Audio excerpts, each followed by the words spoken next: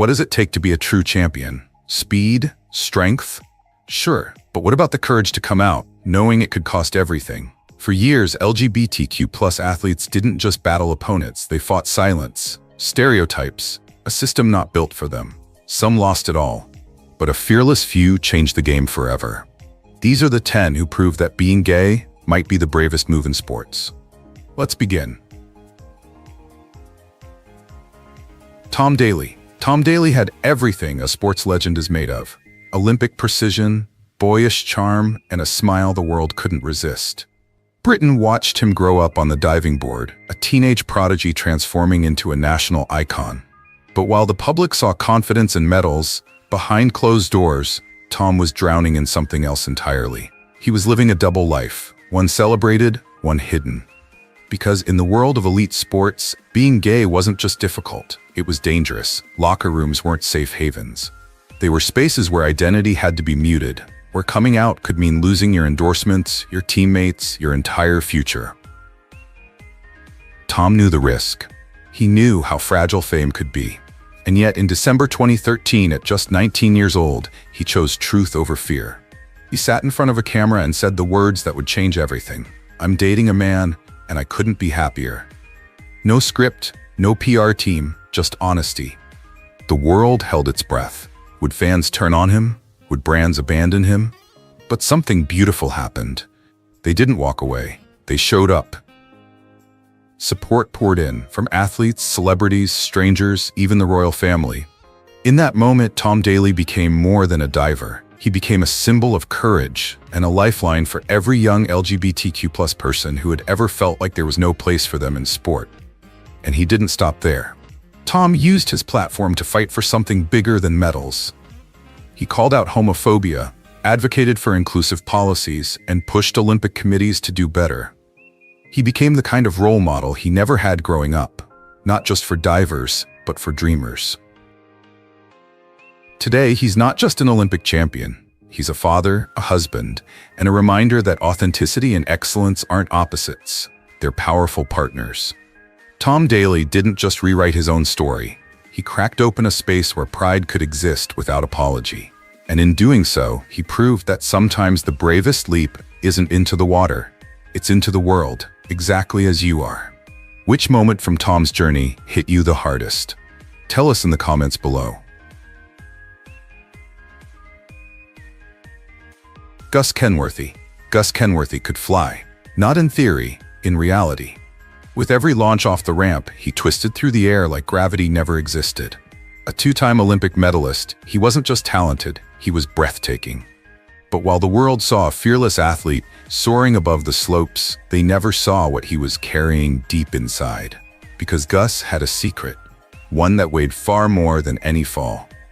He was gay, and in the hyper-masculine world of extreme sports, that was almost unthinkable.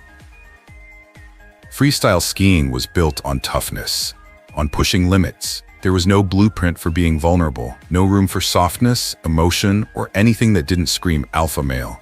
So Gus smiled for the cameras, took home medals, and played the role. But behind the scenes, he was exhausted. Every time he stepped up to compete, he carried more than skis. He carried the fear of being found out, the pressure to keep pretending. Even after winning silver at the 2014 Winter Olympics, he felt hollow. He had the world's applause, but not his own truth. In 2015, he made the scariest and most powerful decision of his life. He came out publicly, becoming the first openly gay action sports athlete in history. And instead of backlash, he found belonging. Fellow athletes cheered, the media listened, the LGBTQ+ community wrapped him in support. He wasn't just a skier anymore, he was a symbol. Then, in 2018, Gus returned to the Winter Olympics. But this time, he was free. Before his run, he kissed his boyfriend on live TV, a moment that echoed around the globe. It wasn't about spectacle, it was about being seen, truly seen. That kiss wasn't just for him, it was for every queer kid watching, wondering if they'd ever feel safe enough to be themselves. Today, Gus continues to speak out, for visibility, for inclusion, for the right to live and love openly in any arena. He didn't just land tricks, he landed a message. That being openly gay doesn't make you any less strong. it might just make you unshakable. If you were standing at the edge, would you have jumped or spoken? Let us know in the comments. Carl Nassib. The NFL is a world built on impact. Physical, brutal, and loud. It's a league that celebrates toughness, discipline, and masculinity in its rawest form. For decades, it was also a space where one thing was clear. Being gay was not part of the game plan. Locker rooms were silent battlegrounds. Media headlines hovered like threats. And every player knew, without ever being told, that if you were queer, you had two choices: hide or disappear. Then came Carl Nassib. In June 2021, during Pride Month, Carl, a 6'7" defensive end for the Las Vegas Raiders, opened his phone, looked straight into the camera, and said 11 simple words. "I just want to take a quick moment to say that I'm gay." No press conference, no franchise-approved rollout, just truth, delivered calmly, directly, and bravely. He became the first active NFL player in history to come out publicly. No one had ever done it before, because no one knew if they'd survive it. What followed was unexpected. Instead of silence, came applause. His teammates stood by him. The NFL supported him. Even the President of the United States called his statement courageous. And his jersey? It became the top-selling NFL jersey within 24 hours. But behind the headlines was something even more powerful. Carl had broken a wall no one else had dared to touch. And he hadn't done it with anger, or outrage, or spectacle. He did it with quiet honesty, the kind that leaves no room for denial. He didn't just come out, he kept showing up, practicing, competing, tackling, and in doing so, he showed the world that identity and excellence are not mutually exclusive. He made space, in the league, in the culture, in the conversation, for something that had always been there, just never spoken aloud. And for thousands of queer kids watching, his voice was more than news. It was permission. Permission to dream. Permission to play. Permission to be real. Even in the toughest room in America, Carl Nassib didn't break the NFL. He cracked it open, just enough for someone else to step through. Because sometimes, the bravest thing a man can do is speak before anyone else does. So now it's your turn. What does real courage look like to you? Let's talk in the comments.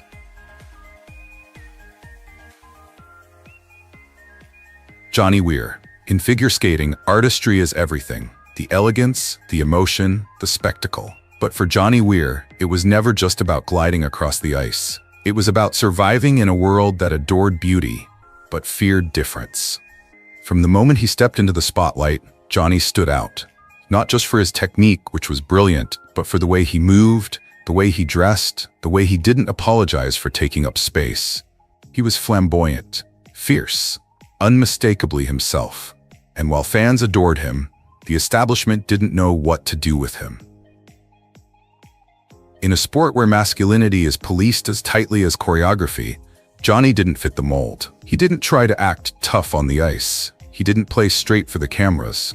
He didn't explain himself, and that made him a target. Whispers about his sexuality followed him constantly. Critics mocked his voice, his fashion, his mannerisms.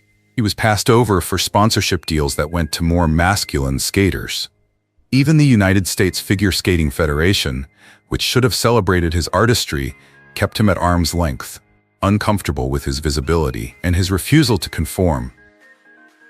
But Johnny didn't bend. Unlike many LGBTQ+ athletes, he never had a dramatic coming out moment. "I've always been gay," he said later. "I just didn't feel like I had to say it. I wanted people to talk about my skating, not my sexuality." And he made sure they couldn't ignore either.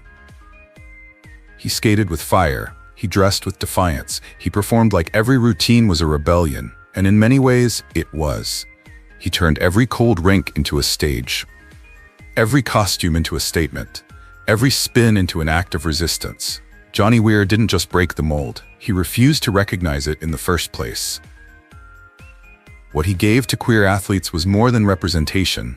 He gave them permission to be bold, to be expressive, to win, not by hiding, but by shining even harder under the spotlight.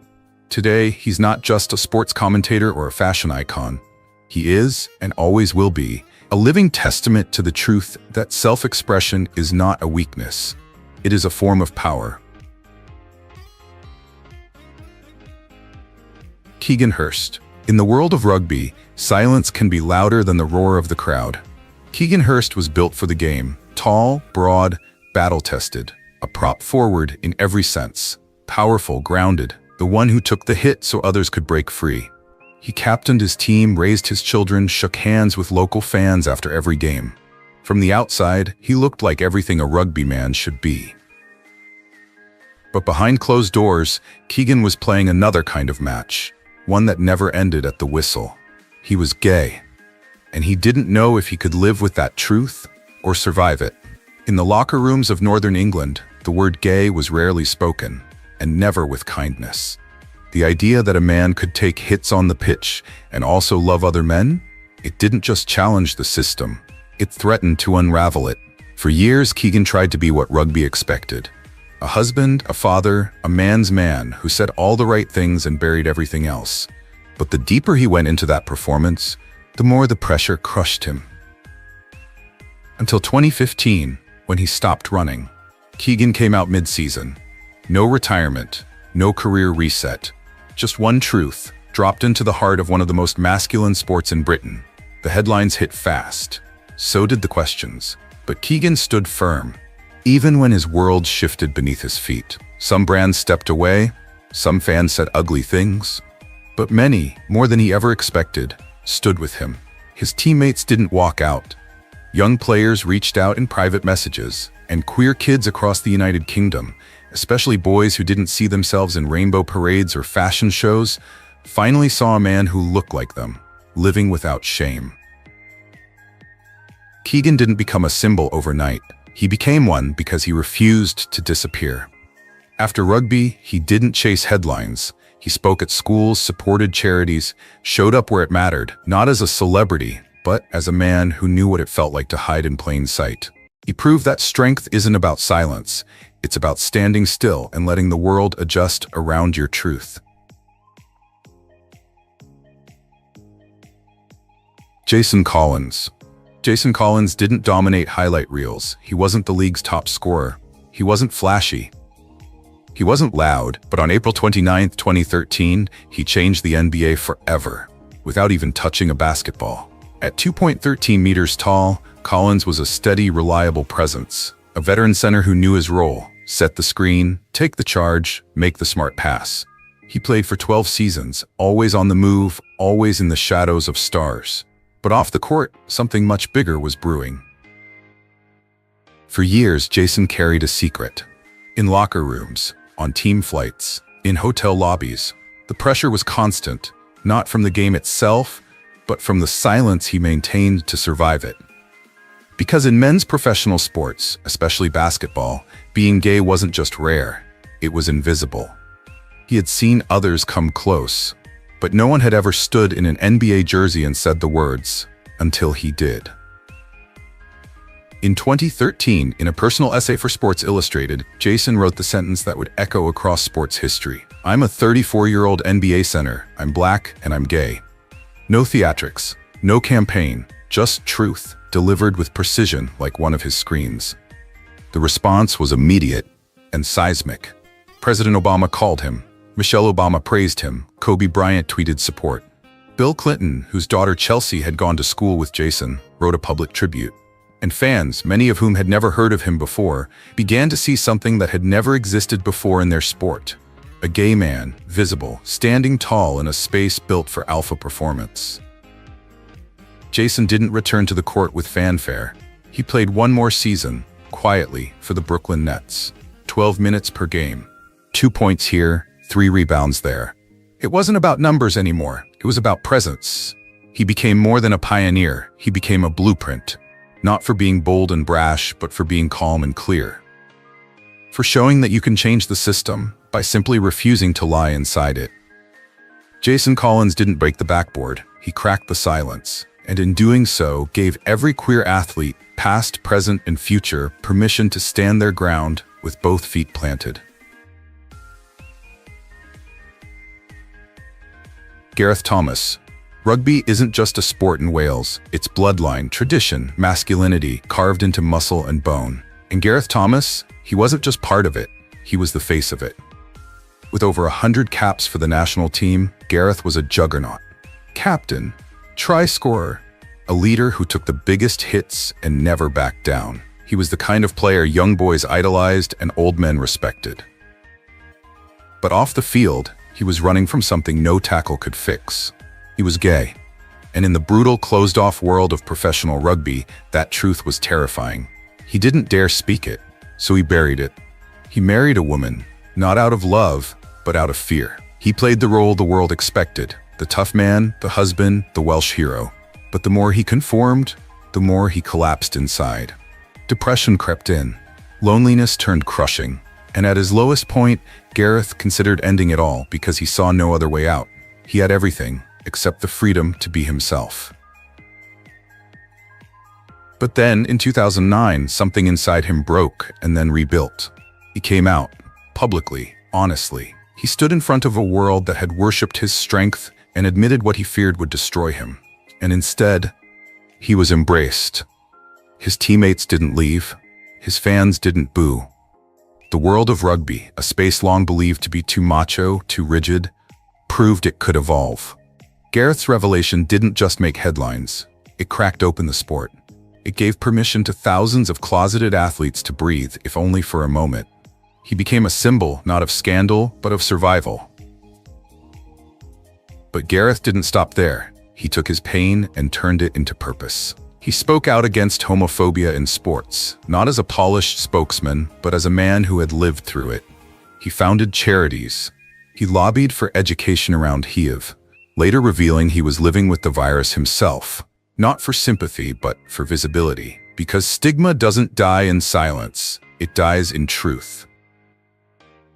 Today, Gareth Thomas stands not just as one of the greatest Welsh players to ever take the field, but as a man who redefined what courage looks like in cleats. He taught us that being a warrior isn't about how hard you hit, it's about how hard you fight to live openly, to love honestly, to stand tall when the world tells you to shrink.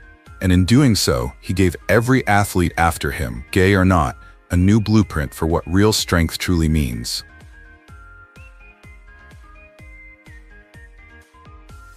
Ian Thorpe. They called him the Torpedo, a 5-time Olympic gold medalist, Australia's golden boy. Tall, graceful, unstoppable in the water.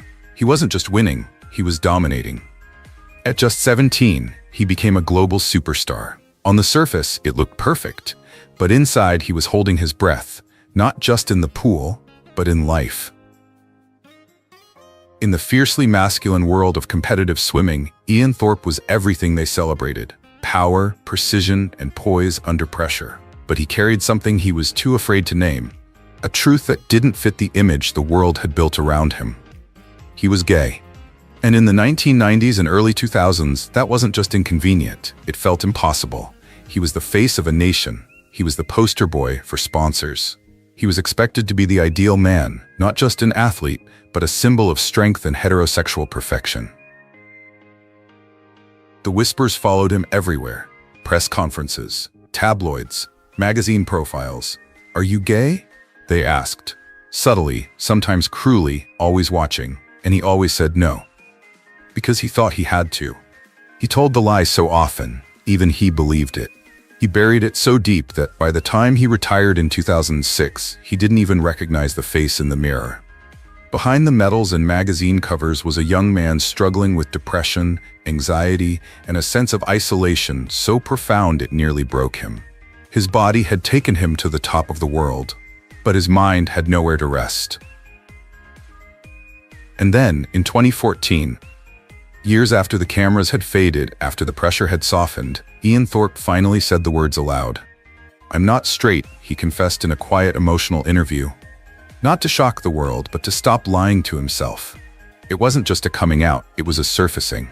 After decades underwater, he could finally breathe, and the world exhaled with him. Fans who once saw him as a champion now saw him as something more. A human being, a survivor, a man who won Olympic gold, and then won the right to be himself. His story became a beacon for closeted athletes, for queer youth, for anyone who thought they had to choose between success and authenticity.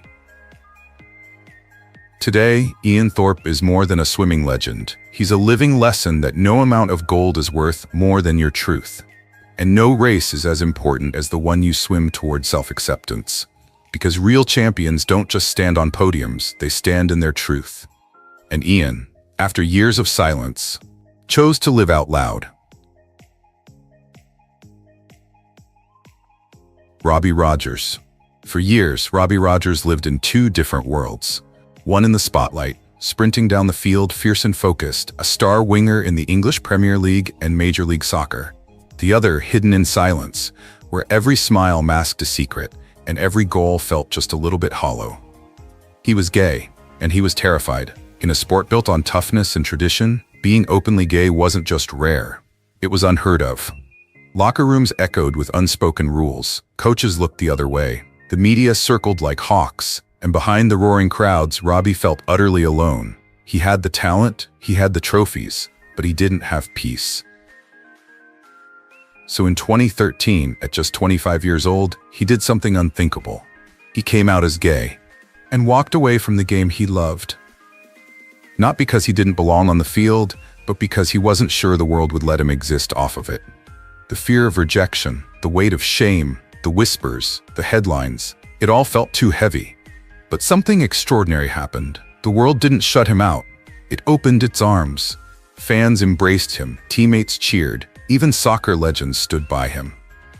For the first time in his life, Robbie Rogers felt seen, not just as a player, but as a person. And then, he did something even bolder. He came back. In 2014, Robbie returned to the field. This time not as someone hiding in plain sight, but as the first openly gay man in MLS history. And you know what changed about his talent? Nothing. He was just as fast, just as skilled, just as relentless. But now he was free, and that freedom was contagious. Young LGBTQ+ athletes around the world watched him play, and for the first time, they saw themselves on that field. They saw someone who didn't compromise, didn't shrink, didn't hide. Robbie didn't just prove he could compete, he proved he could lead. He didn't need to change the whole game, he just needed to open the door. And once he did, others started walking through. Robbie Rogers didn't retire because he was weak, he came back because he was stronger. Today, he's more than just a soccer player. He's a trailblazer, a father, a husband, a speaker, a symbol. He reminds us that living your truth, even when it's scary, can change not just your own life, but the world around you. Because courage isn't always loud. Sometimes it sounds like a quiet whisper that says, "This is who I am."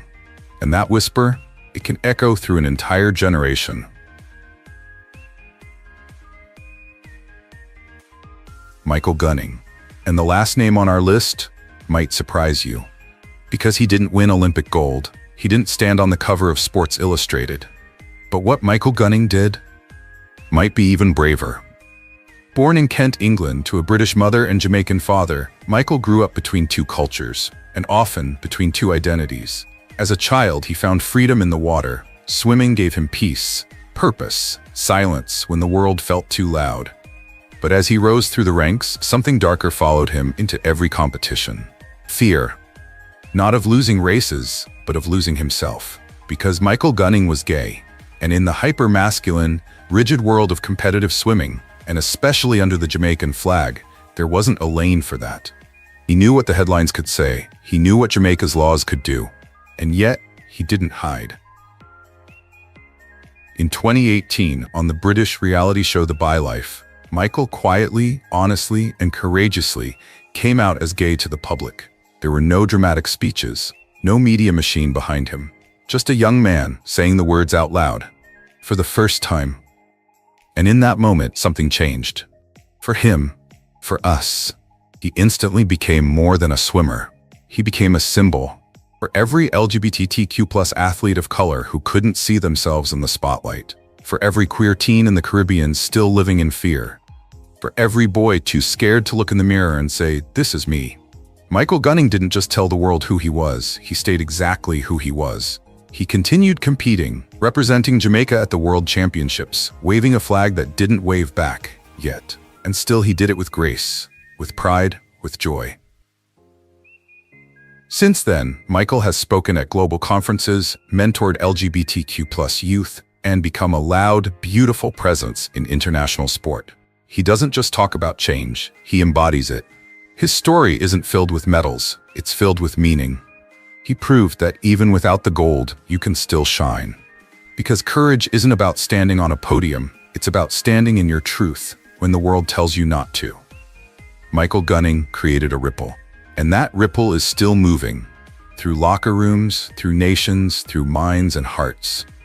In a world that often asks queer athletes to stay silent, Michael chose to speak, and in doing so, he helped others breathe.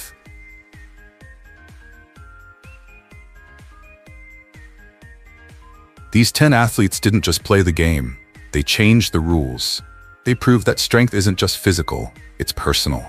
That pride isn't just a parade, it's perseverance. And that living openly in a world still catching up is one of the most powerful things a person can do. Not all of them stood on podiums, but they stood for something bigger. For truth, for visibility, for the next generation watching from the sidelines, wondering if they'll ever belong. If even one young athlete sees themselves in these stories, if even one heart beats a little steadier after hearing this, then this wasn't just a list, it was a lifeline. Because visibility saves lives. And courage, when it's shared, becomes contagious. So if this story spoke to you, take a second, like the video, leave a comment, tell us which story hit home, or share one of your own. And if you believe more people need to hear stories like this, hit subscribe. Let's keep the conversation going together. What if Disney's most beloved boys weren't the straight heartthrobs we thought they were? Behind the smiles, the songs, and the squeaky clean scripts, some of Disney's brightest stars were quietly queering a generation. They didn't all wave rainbow flags. Some didn't say anything at all. But through soft glances, bold fashion, and quiet truths, they became icons. Today we're diving into 10 Disney boys who shattered the mold and gave Gen Z a new kind of prince. Fluid, fearless, and undeniably real. Who knew magic looked like this? Let's find out. Garrett Clayton.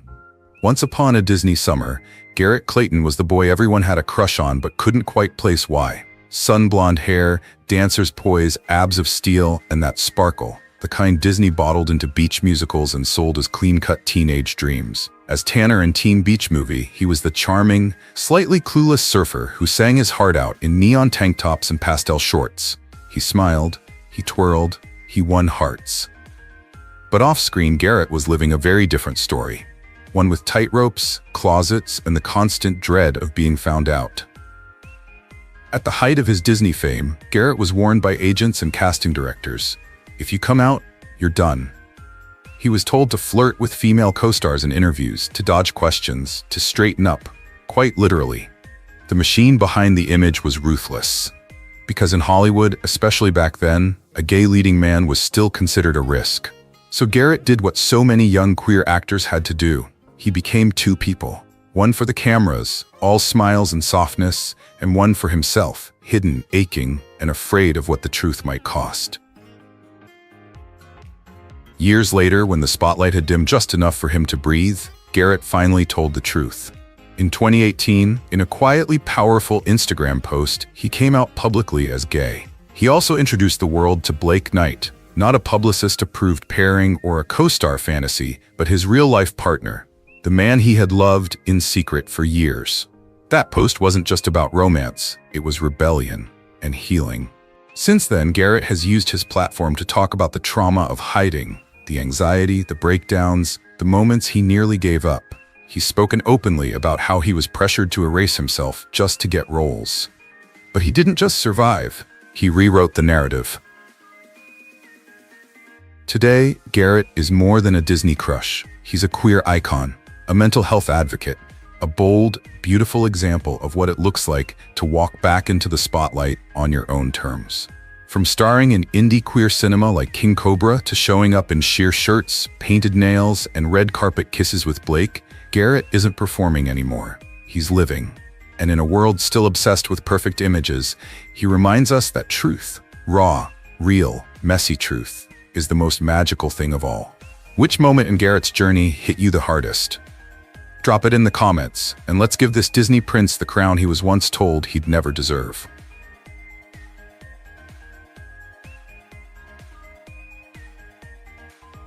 Joshua Bassett. Joshua Bassett didn't arrive in a blaze of glitter or fanfare. He arrived like a song you didn't realize had been stuck in your head, slow, soft, unforgettable. On High School Musical, the series, he played Ricky, the shy, guitar-strumming, emotionally confused boy next door. It was a role that felt almost too perfect. Because even when he was just reading lines, there was something unscripted about Joshua, something real. Like he was hiding a bigger story just beneath the surface. And then one day, he let it out. Not in a statement, not in a headline, but in a passing comment that changed everything. In 2021, during what should have been a throwaway interview, Joshua casually called Harry Styles hot, then added with a shrug, "This is also my coming out video, I guess." He laughed. The room laughed. But the internet paused. It wasn't the joke. It was the ease, the boldness wrapped in softness, the way it didn't ask for approval. For days, fans speculated. Was it real? Did he mean it? Should we take it seriously? Then Joshua answered, not with another soundbite, but with something far braver. A heartfelt Instagram message. "Love who you love shamelessly," he wrote. "It's okay to still be figuring out who you are." No label, no clear answers, just radical honesty. And that was the point. In a world obsessed with definition, Joshua gave us something else. Permission. Permission to be in between. To be soft and still strong.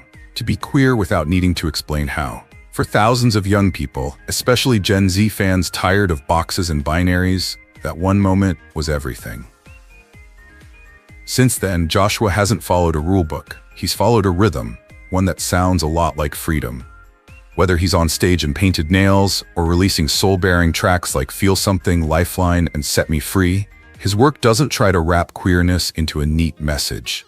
It breathes it. It lives in the gray where real people do. He sings about heartbreak, confusion, survival, not from the sidelines, but from within it all. And he's done it while refusing to reduce himself to just one identity. His queerness isn't a brand. It's just part of his humanity.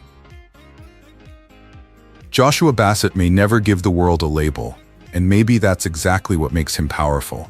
He shows us that being real doesn't require being certain, that softness can be a revolution, that sometimes the most courageous thing you can say is, "I don't know yet." So we'll ask you this. Not what you are, but how you feel. Has Joshua's story made space for you to explore your own? Tell us in the comments, because sometimes the in-between is where the real magic begins.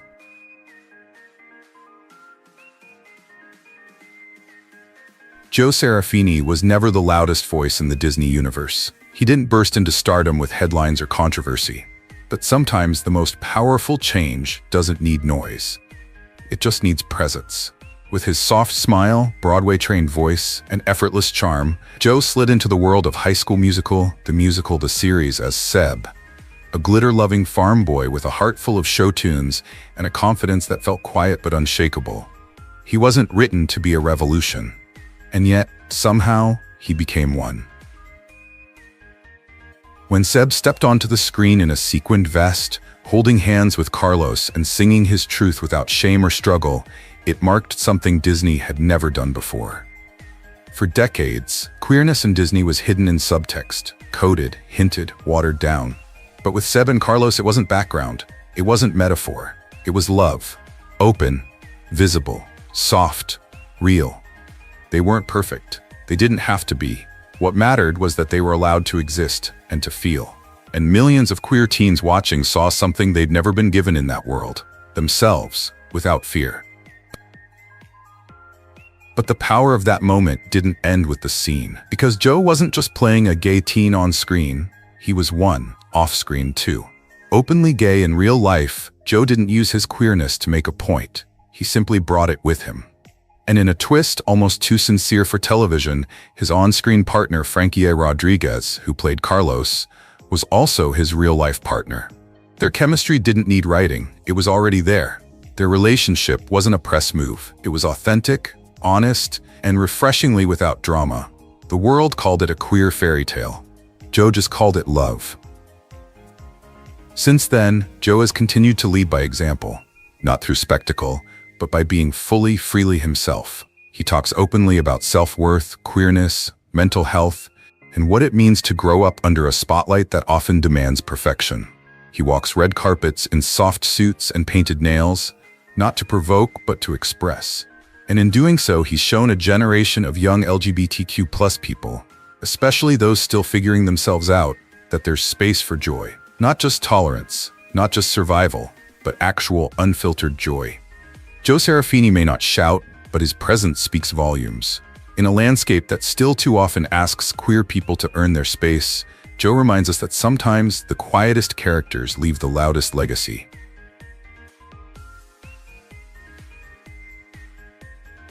Joshua Rush. For years, Disney walked carefully around queerness, as if it were something too fragile or too risky to say out loud. There were glimmers, winks, characters who might have been gay if you squinted. But nothing concrete, nothing explicit. And then came Joshua Rush, just 15 years old, wide-eyed and sharp, standing on the set of Andy Mack, a show that dared to tell a story nobody expected from Disney Channel. Not a metaphor, not a joke, a sentence, a name, a truth. Joshua played Cyrus Goodman, a middle schooler with a secret so familiar to millions it echoed like memory. And when the moment came, when Cyrus looked his best friend in the eye and simply said, "I'm gay," history cracked open. No soft phrasing, no coded language, just those two words. For the first time in Disney Channel history, a character was allowed to claim queerness plainly, without shame. It wasn't played for laughs, it wasn't punished, it was human. And for queer kids across the world, it was a seismic shift. For the first time, they weren't just watching a show, they were in it. What made it more powerful was that Joshua, the actor behind the line, wasn't just acting, he was also on a journey of his own. 2 years later, in 2019, at the age of 17, he came out as bisexual. Not with press or PR strategy, but with a simple post on Twitter. Bold, casual, fearless. It wasn't a stunt, it was a continuation. Joshua had played a trailblazing role, and now he became a trailblazer himself. In doing so, he bridged the gap between fiction and real life, showing queer teens that representation doesn't have to end when the credits roll. But Joshua didn't stop at being visible. He got loud. He became a political voice, an advocate, a youth activist who encouraged civic engagement and championed queer inclusion beyond the stage. He spoke at events. He called for accountability. He treated being young and queer not as a burden to overcome, but as a gift with power. And he didn't hide the hard parts either. He opened up about mental health, the pressure of public life, and the beauty and chaos of growing up different in a world that's still catching up. His fashion shifted too, from neutral teen staples to crop tops, nail polish, and expressive color. He leaned into androgyny without explanation. His style, like his identity, felt like freedom, not crafted for applause, just for self. And for the kids still unsure, still scared, still quiet, Joshua's presence was proof. Proof that being out doesn't have to wait. That courage can look like a teenage boy saying, "I'm gay," and then living his truth, both on screen and off, without ever asking for permission. Joshua Rush didn't just speak a line that changed Disney history. He lived it. And because he did, thousands of queer kids could finally see themselves not just as side characters, but as the story itself.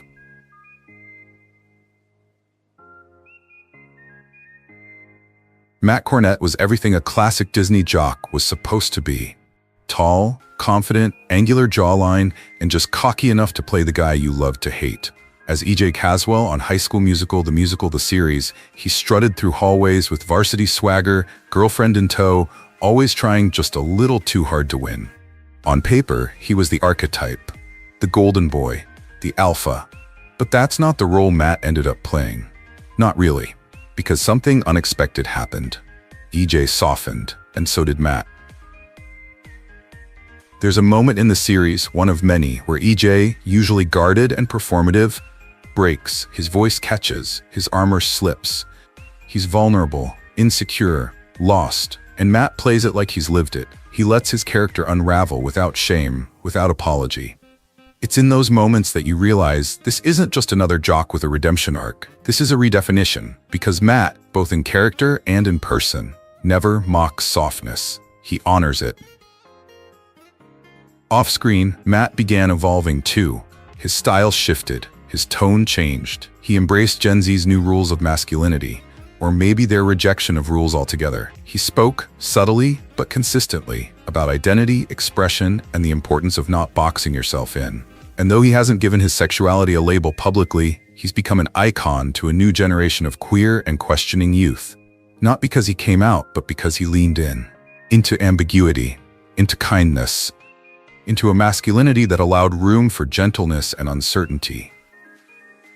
In an industry that still trains young male stars to project dominance, Matt's quiet unraveling of that expectation feels radical. He shows up in soft knits and gentle language. He plays characters who cry without losing strength. He redefines the leading man not as the most macho, but as the most emotionally available. And in doing so, he's become something Disney never quite had before. A jock with nuance. A prince who listens. A symbol for young men learning that being sensitive isn't a liability, it's leadership. Matt Cornett doesn't wave a rainbow flag. He doesn't need to.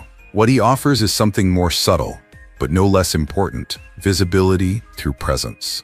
For every kid who feels caught between who they are and who the world tells them to be, Matt's journey offers a new blueprint. Not loud, not labeled, just quietly, defiantly, human. Frankie Rodriguez didn't walk into the Disney universe quietly. He sparked into it. As Carlos on High School Musical, the series, he wasn't coded or closeted. He was out, proud, and strutting across the screen in patterned shirts and fierce one-liners. There was no waiting for a big reveal, no hesitation in who he was. And in that boldness, Frankie brought something Disney had spent decades avoiding. A queer character who didn't ask to belong, but owned the space. Carlos wasn't the sidekick. He wasn't the butt of the joke. He was sharp, stylish, and so comfortable in his own skin that it made the camera lean in, not away. And that wasn't just performance. That was Frankie. In real life, he brought that same unapologetic energy, bright, witty, and entirely himself, into every interview, every appearance, every frame. In a franchise built on choreographed romance and heterosexual wish fulfillment, Frankie became the unexpected lead of his own queer storyline. Not just because he was gay, but because he was allowed to be everything else too. And while the media rushed to label Disney's first openly gay teen couple, Frankie didn't let that milestone box him in. Yes, Carlos and Seb were historic, but Frankie wasn't there to be a symbol. He was there to have fun, fall in love, and absolutely steal the scene. His queerness wasn't his conflict, it was his confidence. He played Carlos with zero hesitation, allowing the character's sass, sweetness, and sensitivity to coexist. It wasn't the queerness that needed explaining, it was why it had taken Disney so long to let someone like him be the center of anything. Off-screen, Frankie doubled down. Red carpet appearances with real-life partner Joe Serafini didn't feel like statements, they felt like celebrations. Their relationship wasn't hidden or sanitized. It was public, joyful, and unfiltered, something that queer kids rarely got to see growing up, especially on platforms like Disney. And Frankie didn't shy away from conversations about representation either. He knew the power of being seen, especially by kids who'd been taught to hide. So he made sure they didn't miss him. But Frankie's legacy isn't just in being first. It's in how he showed up, vibrant, fearless, and fully queer without compromise. He wasn't there to fit into the Disney mold. He was there to crack it open and let something brighter shine through. For every kid who thought they had to dim themselves to survive, Frankie proved that authenticity isn't just powerful, it's magnetic. Larry Saperstein. He never tried to steal the spotlight. He just kept showing up, quietly, awkwardly, and somehow always exactly when it mattered. Larry Saperstein didn't burst onto the Disney scene with swagger or a signature pose. He slipped in like a breath of fresh air, subtle, offbeat, and so easy to underestimate. And that was the magic. He wasn't the boy you were watching for, until suddenly, he was the one you couldn't stop watching. As Big Red, the awkward, lovable best friend with 2 left feet and a heart that kept showing up anyway, Larry carved out a space that rarely exists for boys like him. The soft one, the shy one, the one you almost overlook until you don't. What made Big Red special wasn't flash. It was feeling. He was the boy who didn't get the spotlight but earned it anyway, slowly, genuinely, moment by moment. He wasn't the jock, the villain, or the romantic lead, but he was loyal, kind, emotionally open, and in a universe of rehearsed perfection, he was refreshingly real. Larry leaned into that realism. His performance wasn't exaggerated, it was rooted, honest. His Big Red was the kind of friend who makes space for everyone else, and in doing so, made audiences wonder, who makes space for him? And then came the moment off-screen that changed everything. But in the most Larry way possible, quietly, casually. In 2021, during Pride Month, he posted a TikTok with a simple message. Plays a character with a girlfriend on TV, is bi IRL, happy Pride. That was it. No dramatic reveal, no dramatic tone, just truth delivered with ease. And in that simplicity, he told queer kids something they rarely hear. You don't have to shout to be valid. Larry's coming out wasn't performative. It was profoundly personal.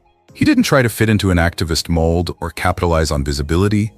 He just showed up as himself, and in doing so became a quiet kind of icon. The kind who reminds you that queerness isn't always bold colors and loud declarations. Sometimes it's quiet courage, gentle curiosity, and showing up for yourself even when no one's asking you to. Outside the series, Larry kept leaning into softness. His fashion became more fluid, his social presence more expressive. Without fanfare, he gave permission for uncertainty to exist, for nuance to be part of identity. He didn't shape his bisexuality to fit expectations. He let it breathe. And in an entertainment culture that still often demands clarity for comfort, Larry offered complexity with kindness. Larry Saperstein may not have been the name people expected when they talked about queer Disney stars. But that's what makes his presence powerful. He didn't rewrite the rules, he just quietly lived outside of them and made that look like freedom. Joshua Colley never fit into the mold, and thank God for that. While other Disney-adjacent stars were coached to charm their way through sitcoms and play it safe for brand deals, Joshua was belting Broadway ballads, rocking eyeliner, and turning every stage he stepped on into a space of unapologetic expression. He didn't enter the spotlight trying to be palatable. He entered as himself, fierce, funny, fast-talking, and unmistakably queer-coded, even before the world had the language to name it. He wasn't part of a mainline Disney Channel show, but his presence lingered around the edges of that world. From early theater roles backed by Disney to projects under the broader youth entertainment banner. And yet, even in those spaces, Joshua never muted his shine. While others toned it down, he turned it up. Gender-fluid looks, dramatic vocal runs, and TikToks that danced between camp and confession. He wasn't aiming for approval. He was performing for the kids like him, the ones who knew what it meant to be too much in a world that wanted less. As he grew, so did his audience, and so did his clarity. Joshua came out publicly as gay, but it never felt like a reveal. It felt like punctuation, something already there, already known, simply spoken out loud. And from that moment forward, he embraced queerness not as an identity to explain, but as a language to live in. His social media became a canvas. Painted nails, glammed out makeup looks, chaotic humor, raw honesty. He wasn't building a brand, he was building a mirror. One where young queer kids could see reflection instead of performance. What made Joshua different wasn't just his style, it was his refusal to separate softness from strength. He wore crop tops and delivered punchlines. He posted thirst traps one day and mental health check-ins the next. He embodied the idea that queerness doesn't have to be narrowed down to make others comfortable. It can be wild, tender, messy, precise, all at once. He was, and still is, theater kid energy turned inside out. Instead of seeking applause, he's offering permission.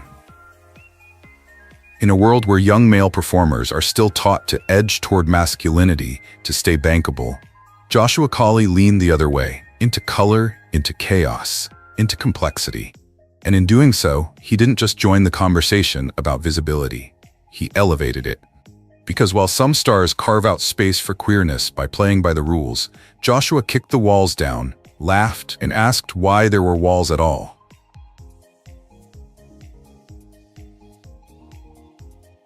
Tyler Alvarez didn't step into the spotlight to play it safe. He stepped in with a raised eyebrow, a sharp tongue, and the kind of presence that didn't beg for attention. It earned it. Whether he was riffing on teenage absurdity or peeling back the layers of identity on screen, Tyler never pretended to be anyone but himself.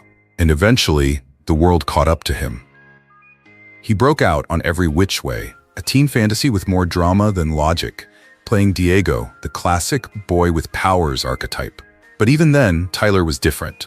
He brought emotional texture to a genre that rarely asked for it. He wasn't the brooding heartthrob or the comic sidekick. He was something else, complicated, real, and Latinx, at a time when that alone set him apart in youth TV.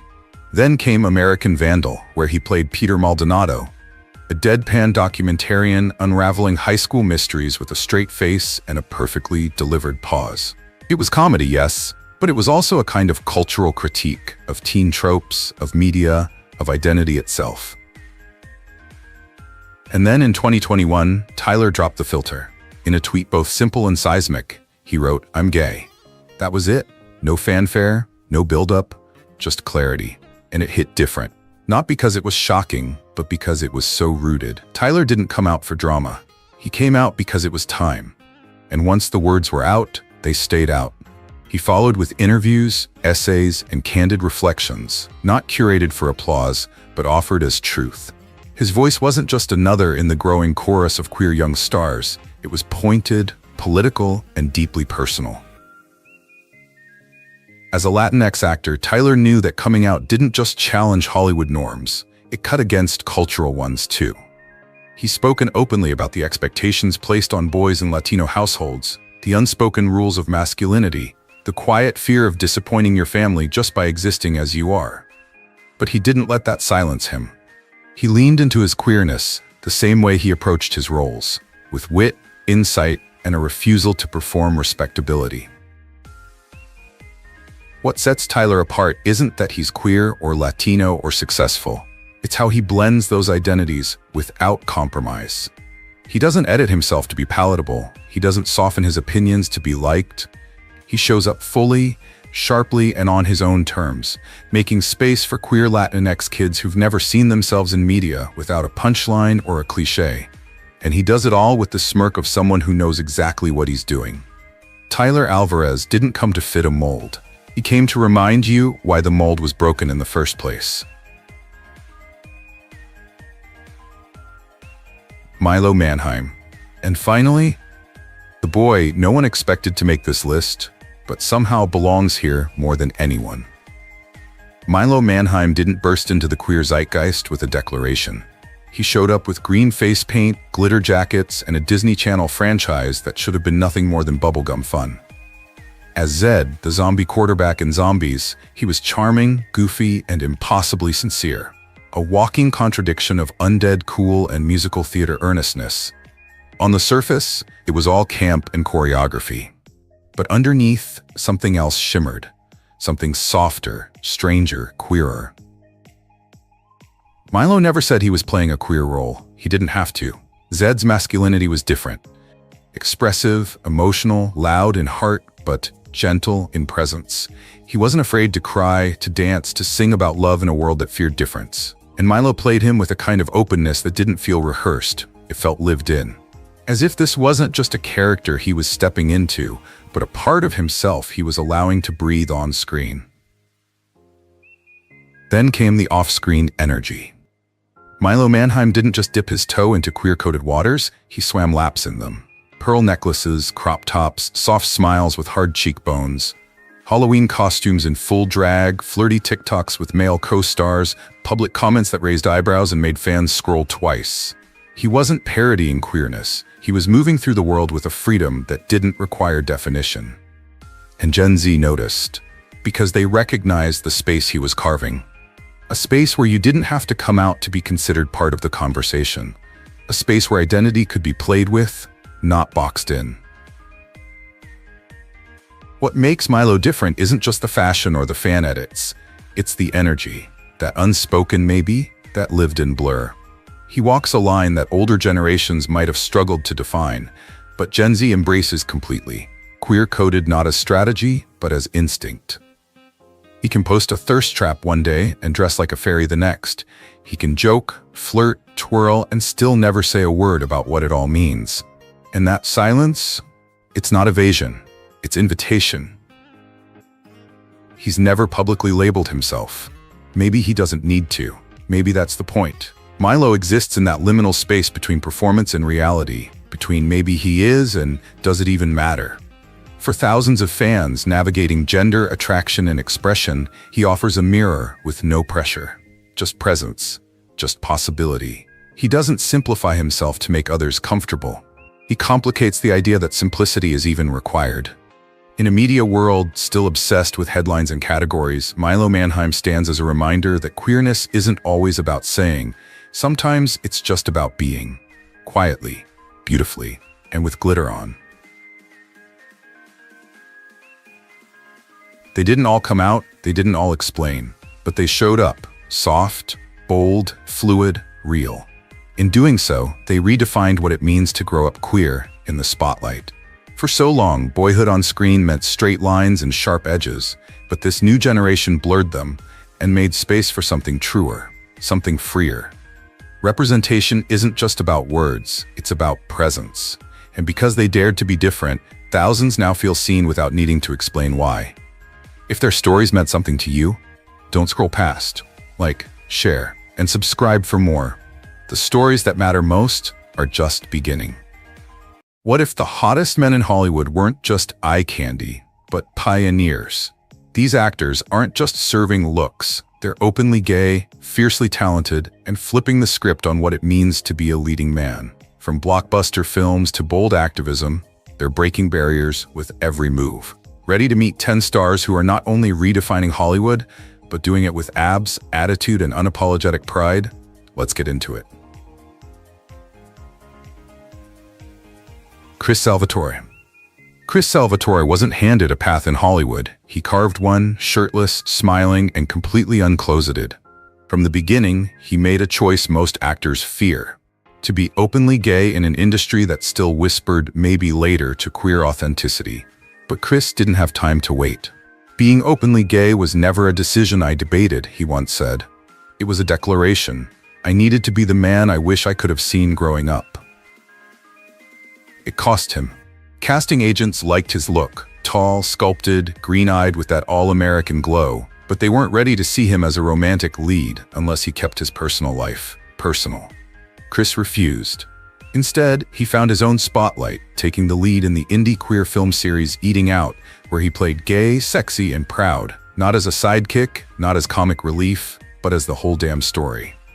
It was groundbreaking. In a time when most queer actors were still navigating coded roles or hiding in plain sight, Chris stood center frame and kissed the boy. And queer audiences noticed. He became a heartthrob not just because of his looks, but because of what he represented: visibility, confidence, and joy in queerness. But it was 2017 that revealed who Chris really was. His elderly neighbor, Norma, was 89 and alone. Her health declined, her options ran out, and Chris, a rising actor with magazine covers and 500,000 Instagram followers, opened his door and said, "Come live with me." Their story went viral, not because it was flashy, but because it was real. Two unlikely souls, one at the start of his life, one nearing the end, sharing meals, music, and humanity. He cared for her until the moment she passed, becoming her family when the world had forgotten her. And in doing so, he showed the world what love, any kind of love, can look like. Chris lives in West Hollywood now, in a home filled with plants, light, a piano, and purpose. He runs a successful skincare line, teaches fitness, writes music, and continues to advocate for LGBTQ+ youth. Through his Love is Love campaign, he's raised over $100,000, proving that his beauty goes far beyond the surface. His social media may feature perfect lighting and shirtless thirst traps, But behind the scenes is a man who's built a legacy on compassion. In an industry that often reduces gay men to stereotypes, Chris Salvatore created a new blueprint, where sex appeal and softness can coexist, where a six-pack doesn't cancel out sincerity, and where being openly gay isn't a liability. It's a revolution. He didn't just survive Hollywood, he changed it by leading with his heart. But what do you think? Can kindness really be a form of power in Hollywood today? Let us know in the comments. Luke Macfarlane. Luke Macfarlane had everything Hollywood said it wanted in a male lead. Height, bone structure, that rugged but kind charisma, and a face made for romantic close-ups. He looked like he could play a soldier, a firefighter, a cowboy, or the guy who gets the girl at the end of the movie. And he did, until he came out. It was 2008. Luke was starring in ABC's Brothers and Sisters, a show that was ahead of its time in representing queer characters, but the industry around it? Not so much. At the exact moment when his career could have skyrocketed, Luke made the quiet, radical decision to tell the truth. He was gay. No dramatic coming-out interview, no carefully curated magazine cover, just a sentence spoken in honesty. "I don't know what's going to happen," he said, "but I can't lie about who I am anymore." And what happened was silence. Hollywood didn't know what to do with a man who looked like a heartthrob but wouldn't play straight. The phone rang less. The doors that were half open began to close. The roles that came his way were either one-dimensional or deliberately closeted. Luke was too handsome to be the gay best friend, too gay to be the romantic lead. He had become what Hollywood couldn't yet imagine. For years, he played it safe to stay visible. Hallmark roles, background characters, made-for-TV parts where no one asked about his real life. He didn't complain. He worked, trained, studied. He played cello in his off time. He kept his body strong, not for vanity, but for readiness. Because somewhere deep down, he believed that one day the world would catch up. That one day someone would see what he already knew. That he could carry a real love story, and that it didn't have to be straight to be universal. Then came Bras. In 2022, Luke Macfarlane was cast as the romantic lead in the first gay romantic comedy from a major studio. It was a full-circle moment, but it wasn't a comeback. It was a return to the career he should have always had. In Bras, he wasn't just believable, he was magnetic. Confident, soft without losing strength, sexy without losing soul, and above all, he was finally allowed to be the thing he'd always been, a leading man. Luke didn't need a viral moment to be relevant. He didn't reinvent himself with shock tactics or controversy. He just waited. He held his ground. He stayed ready. And when the industry was finally willing to see him as he truly was, he met the moment with quiet fire. Today, Luke lives in Los Angeles. He still keeps his circle tight. He still plays music. He still trains like an actor who's never taken his craft for granted. But now he does it with the world watching, and with roles that don't ask him to hide. He's become a blueprint for how to age, grow, and thrive in an industry that once told you no. Luke Macfarlane didn't just survive the system, he outlasted it, and came back to claim the kind of love story every gay kid deserves to see. So what does a real romantic hero look like to you? Let us know below, and maybe it looks a lot like Luke.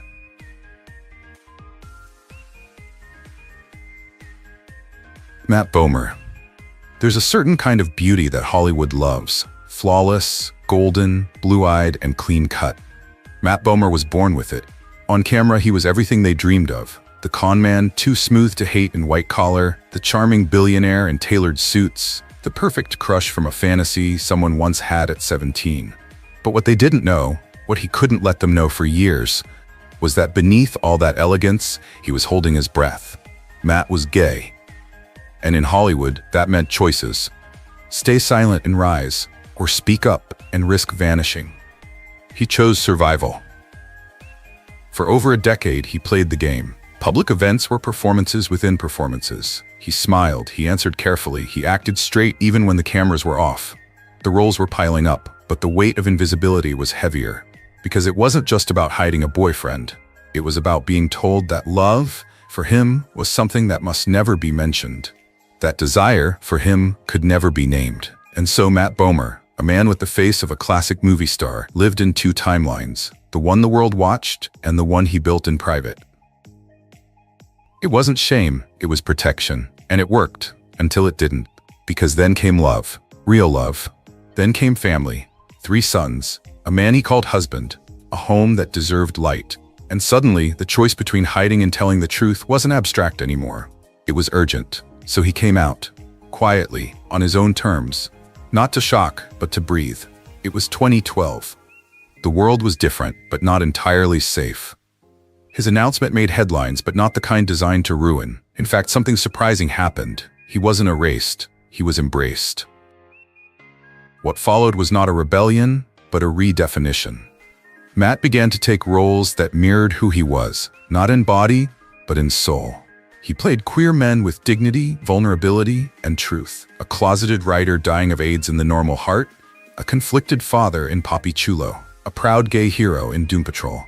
And through them, he told not just his story, but pieces of all of ours.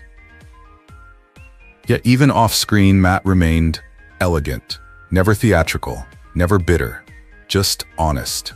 Because for him, being gay was never about identity politics. It was about how he moved through the world, how he held his children's hands in public, how he loved his husband over dinner, how he looked in the mirror and saw one whole person, not two competing truths. He didn't shatter expectations, he refined them, not a revolutionary, a restoration. Today, Matt Bomer is still impossibly beautiful, but now that beauty feels earned, lived in, human. Because there's something uniquely powerful about a man who learned how to breathe in silence and then chose finally to speak. Zayn Phillips. Zayn Phillips didn't sneak into fame, he was sculpted into it. With a jawline sharp enough to cut glass and a body so impossibly proportioned it made even the gym-obsessed pause, Zayn became something of a queer Greek god for the Instagram age. His abs trended before his name did. His beach photos circulated before any line of dialogue ever reached a mainstream audience. He was in many ways the gay male fantasy personified, but fantasies rarely ask for consent. The attention came fast. Thirsty fan edits, headlines labeling him the next gay it boy. Casting directors circling not because they believed in his depth, but because they could already picture the poster. Shirtless, seductive, silent. Being gay and beautiful, Zayn once joked, is either a golden ticket or a very gilded cage. He was only half kidding. He had trained for more. Theater, scene study, emotional truth. But the industry didn't want truth. They wanted torso. And for a while, Zayn gave it to them. Photo shoots, muscle rolls, fitness culture content. All the while, an emptiness bloomed behind the curated perfection. Because for all the praise he received, few had actually asked him who he was. That changed with Fire Island. Cast as Dex, a character designed to provoke, Zayn finally found a role that mirrored the way he felt inside. Desired, yes, but also misread. The film didn't just showcase his beauty, it questioned it. Why do we rank gay men by their bodies? Why do we reward silence and symmetry over substance? Through Dex, Zayn asked those questions, and the world began to listen. Off-screen, he started speaking louder. About the way gay culture worships the ideal body while punishing imperfection. About how visibility doesn't mean representation. About how being the hot one is rarely as powerful as it looks. He didn't reject his image, he reframed it. Zayn still works out, he still glows in front of cameras, but now it's intentional. Now, captions are honest. Now the interviews are vulnerable. Now the beauty is layered with ownership. I want young queer people to know they don't have to look like me to matter, he said. Hell, I didn't feel like I mattered, even when I look like me. There's a quiet revolution in that.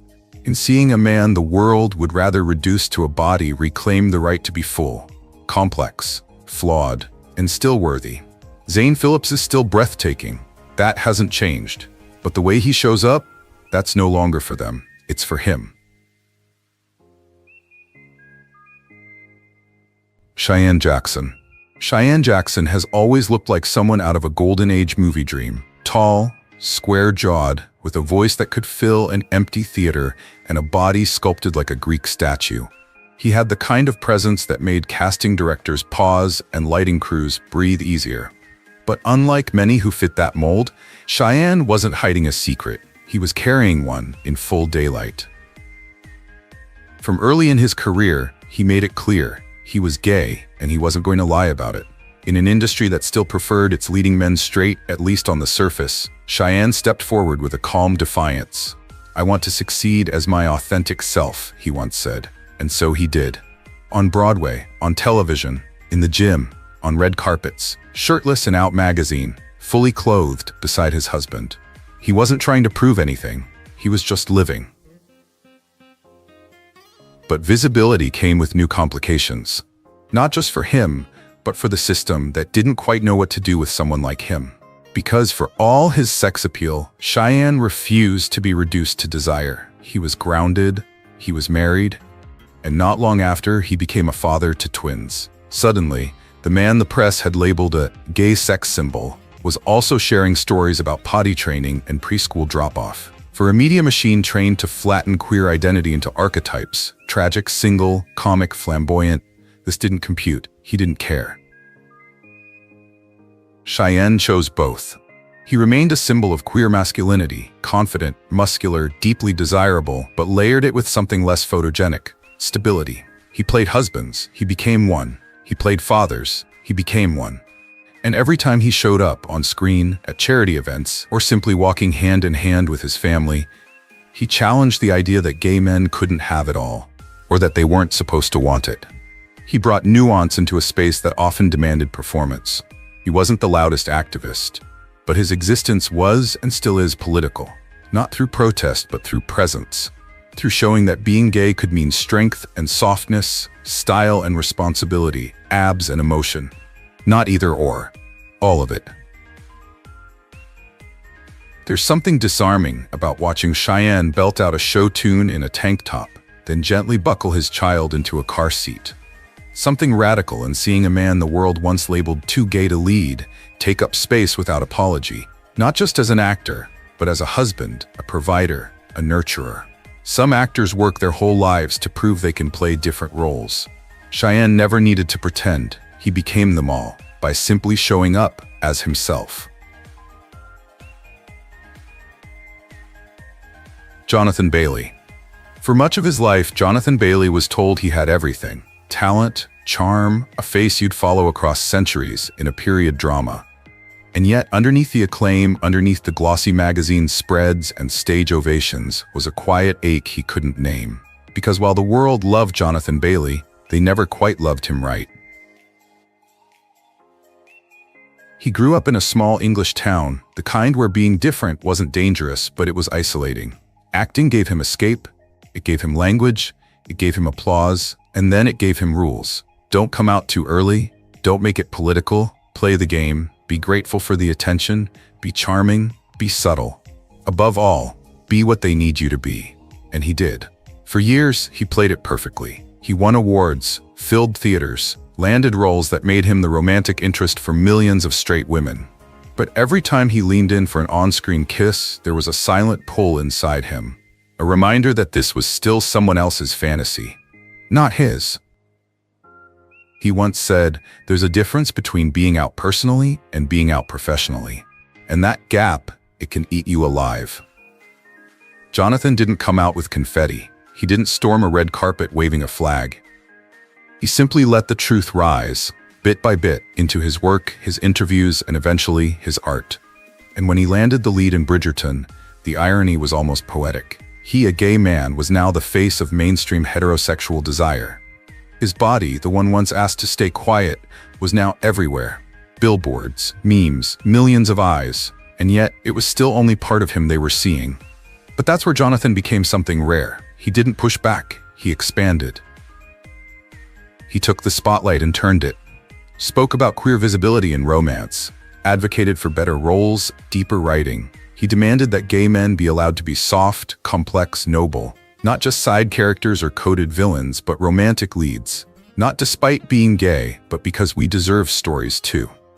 And quietly, without scandal or spectacle, Jonathan began to reshape the idea of who gets to be adored. He made space, on screen and off, for desire that didn't ask for permission, for love that wasn't edited out, for a life that didn't require translation.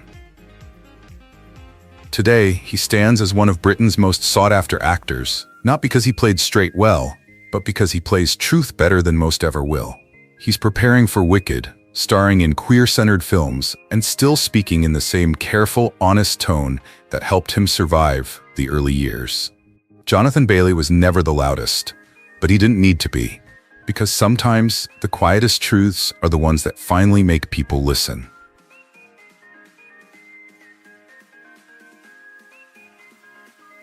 Jonathan Groff. Jonathan Groff never had to raise his voice to be heard. He simply walked on stage, opened his mouth, and let it happen. In Spring Awakening, he shattered Broadway with nothing but raw emotion and a trembling tenor. In Glee, he danced into our screens with boyish arrogance and breakable charm. In Hamilton, he made King George both ridiculous and regal. And in Frozen, he gave us Kristoff, gentle, awkward, kind, a new kind of animated prince. At every turn, he made people fall in love. But for years, very few knew who they were loving.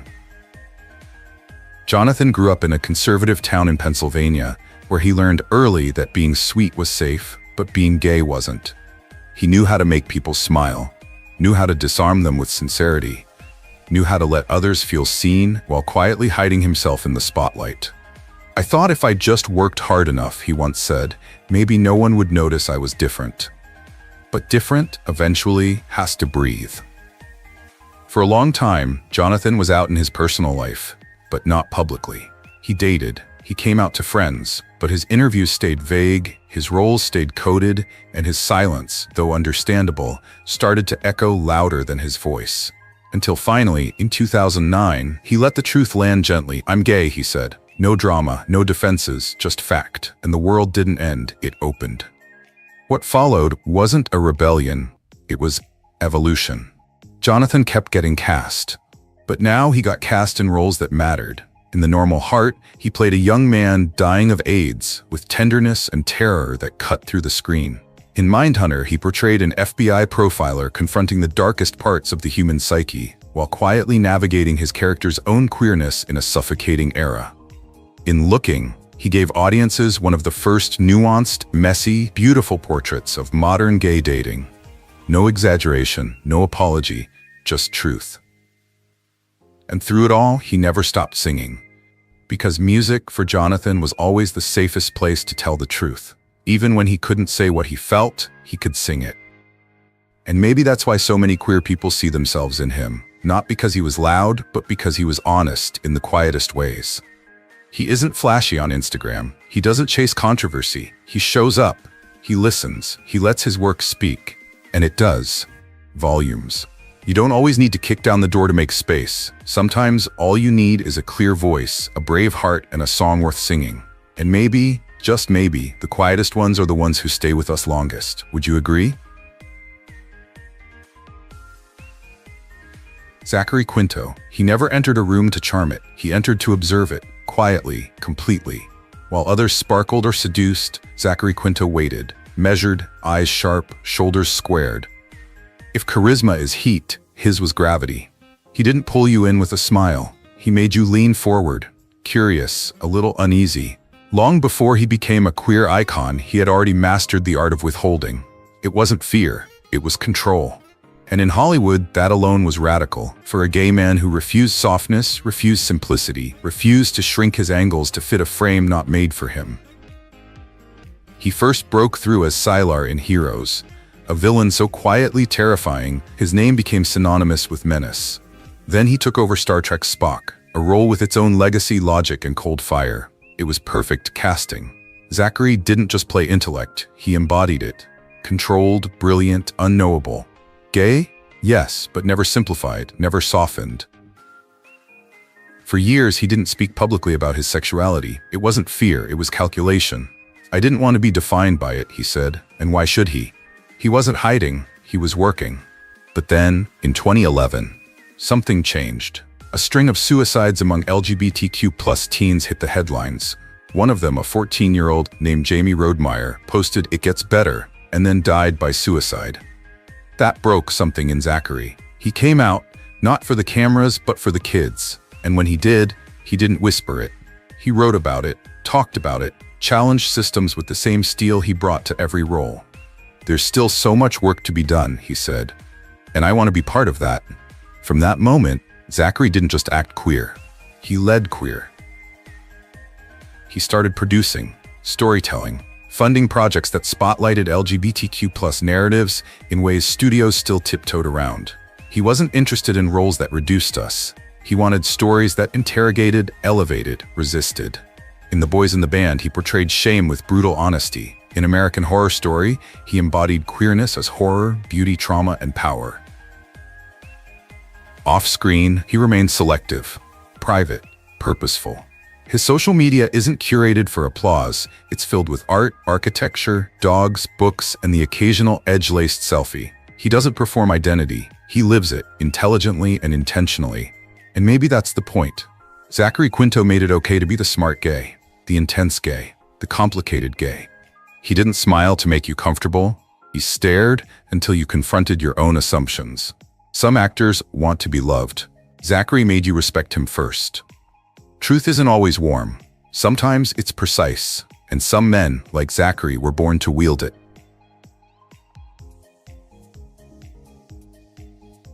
Jeremy Pope. Jeremy Pope doesn't just perform, he disrupts, redefines, and rebuilds. In a world that too often demands conformity, Jeremy stands as a living contradiction. Broadway's golden voice and Hollywood's queer rebel, rolled into one magnetic body that radiates presence, pain, and power. Born in 1992 in Orlando, Florida, Jeremy grew up a preacher's kid in a religious household where queerness wasn't just taboo, it was invisible. "I was always hiding," he once said, "not because I wanted to, but because no one told me I could be me." That silence became his shadow until he turned it into a stage. And that stage, whether on Broadway, on screen, or in the studio, became the place where Jeremy finally said everything he couldn't growing up. He made history in 2019 as one of the only actors ever to receive Tony nominations for 2 different performances in the same year: the raw and aching choir boy and the electric, swagger-filled Ain't Too Proud. Hollywood quickly followed. In Ryan Murphy's Hollywood, Jeremy shattered the screen as Archie Coleman, an openly gay black screenwriter rewriting the rules of 1940s cinema. But this wasn't just fantasy casting, it was personal. "I wanted that role to be a love letter to the parts of myself I used to hide," he confessed. And viewers, especially queer viewers of color, heard that letter loud and clear. Standing nearly 6 feet tall with a sculpted frame that balances power and poise, Jeremy is impossible to miss. Whether he's dripping in pearls on the red carpet or stripped down in a Calvin Klein campaign, he challenges the rigid codes of masculinity with every look. His body is political, but also poetic. "Black queer bodies are beautiful, not broken," he stated in a GQ interview. And when he walks into a room, the world is reminded of that truth. But Jeremy's beauty runs deeper than aesthetics. His courage off-screen has been just as revolutionary. He's spoken about the racism and homophobia he's endured in both Broadway and Hollywood, and the emotional toll of being asked to dial down the gay or be more mainstream. He refused. Instead, he became the mainstream on his own terms. By 2025, Jeremy Pope is not just an actor or a singer. He's a storyteller, a trailblazer, a mirror and a megaphone for the next generation. His recent roles continue to center queerness unapologetically, whether playing a gay soldier in The Inspection or writing and producing a queer drama about chosen family in the Black South. He mentors queer youth, partners with organizations like the Ali Forney Center, and continues to use his voice as both balm and battle cry. Jeremy's life isn't perfect, and that's the point. His is a queer journey not of sudden fame, but of slow resistance, a refusal to fit, a commitment to feel, and an enduring promise to never again shrink himself to make others comfortable.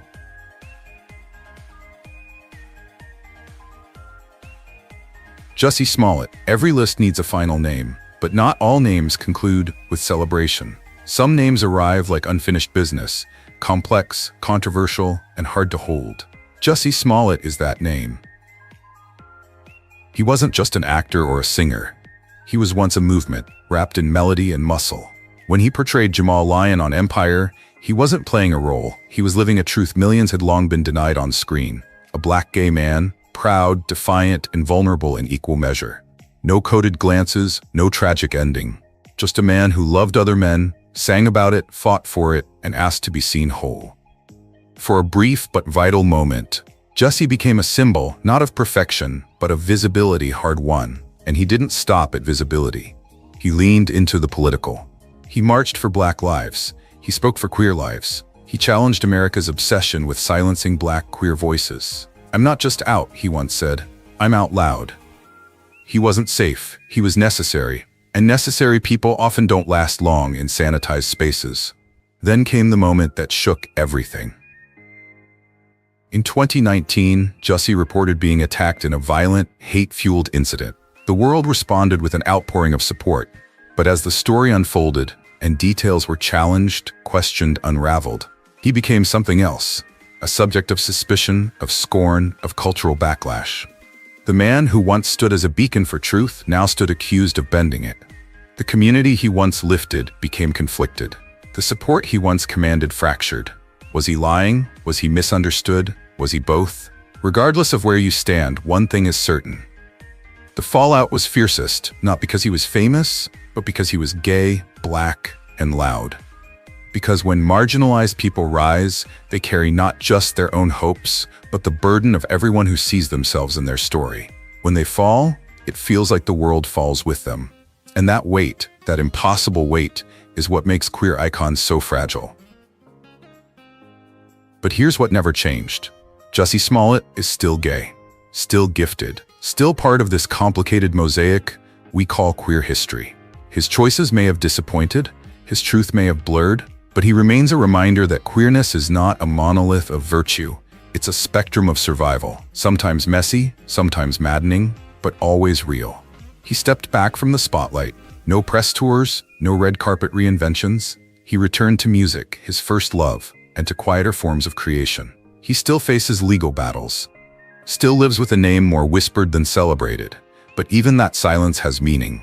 Because sometimes the most radical thing a queer person can do after falling is keep living. They're more than just actors. They're pioneers of truth, visibility, and unapologetic queerness.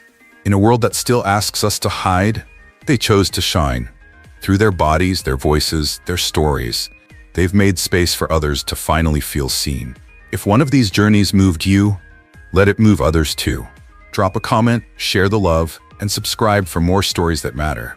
Because Pride isn't just a month, it's every day we choose to live openly. What if Hollywood's hottest young stars weren't just talented, but also proudly queer? Today, we're diving into the stories of 10 rising icons, breaking rules, smashing stereotypes, and shaking up the industry with both their talent and their truth. From surprise coming outs to roles that changed everything, to bodies and faces fans can't stop talking about. These names are rewriting what it means to be young, famous, and unapologetically LGBTQ+ in Hollywood. So, which one will shock you the most? Let's find out. Kit Connor. When Kit Connor first stepped into the spotlight, most people saw exactly what Hollywood wanted them to see. A sweet-faced, soft-spoken teen with a natural talent for acting. Born in 2004, Kit started his career like so many young British actors, small roles, supporting parts, working his way up. But everything changed the moment Heartstopper hit Netflix. As Nick Nelson, Kit wasn't just playing a character. He was giving life to one of the most authentic and tender coming-out stories ever seen on mainstream TV. Millions of viewers, especially young LGBTQ+ teens, saw themselves in Nick's confusion, his fear, and finally his acceptance of who he was. It felt real, too real, and maybe that's why the questions started. Suddenly, Kit's real-life sexuality became a trending topic. Fans demanded answers. Social media speculated with brutal intensity. Every interview clip, every behind-the-scenes photo, every casual interaction with co-stars became dissected, analyzed, twisted into a narrative Kit had no control over. For a while, he stayed silent, professional, focused on his craft. But the noise only got louder. And then, in October 22, Kit finally spoke. One short, raw tweet. "Congrats for forcing an 18-year-old to out himself. I think some of you missed the point of the show. That one sentence shook both fans and the industry. Because this wasn't just a coming out, it was a call out. Kit was making it clear. Being queer isn't content for public consumption, and young LGBTQ+ actors shouldn't be bullied into revealing personal truths before they're ready. From that moment, Kit became more than just a teen heartthrob. He became a symbol, a voice for every young celebrity who's felt trapped between their private identity and public expectation. Physically, Kit's transformation has been just as striking. The shy teenager from season 1 of Heartstopper, he's now a gym-fit, leading man in the making, with a new confidence that shows both on screen and off. Directors are noticing, casting agents are calling. He's proving that being openly bisexual isn't a career ender. It's part of what makes him powerful. And the impact? Huge. Young queer fans across the world now see Kit not just as Nick Nelson, but as proof that Hollywood's old rules about queerness and marketability are finally breaking down. He's helping rewrite the narrative, where being authentic doesn't limit your opportunities, it multiplies them. So now the question is, how many more young actors will feel brave enough to follow Kit's lead? And more importantly, how long will it take for Hollywood to catch up with the courage of the kids it casts?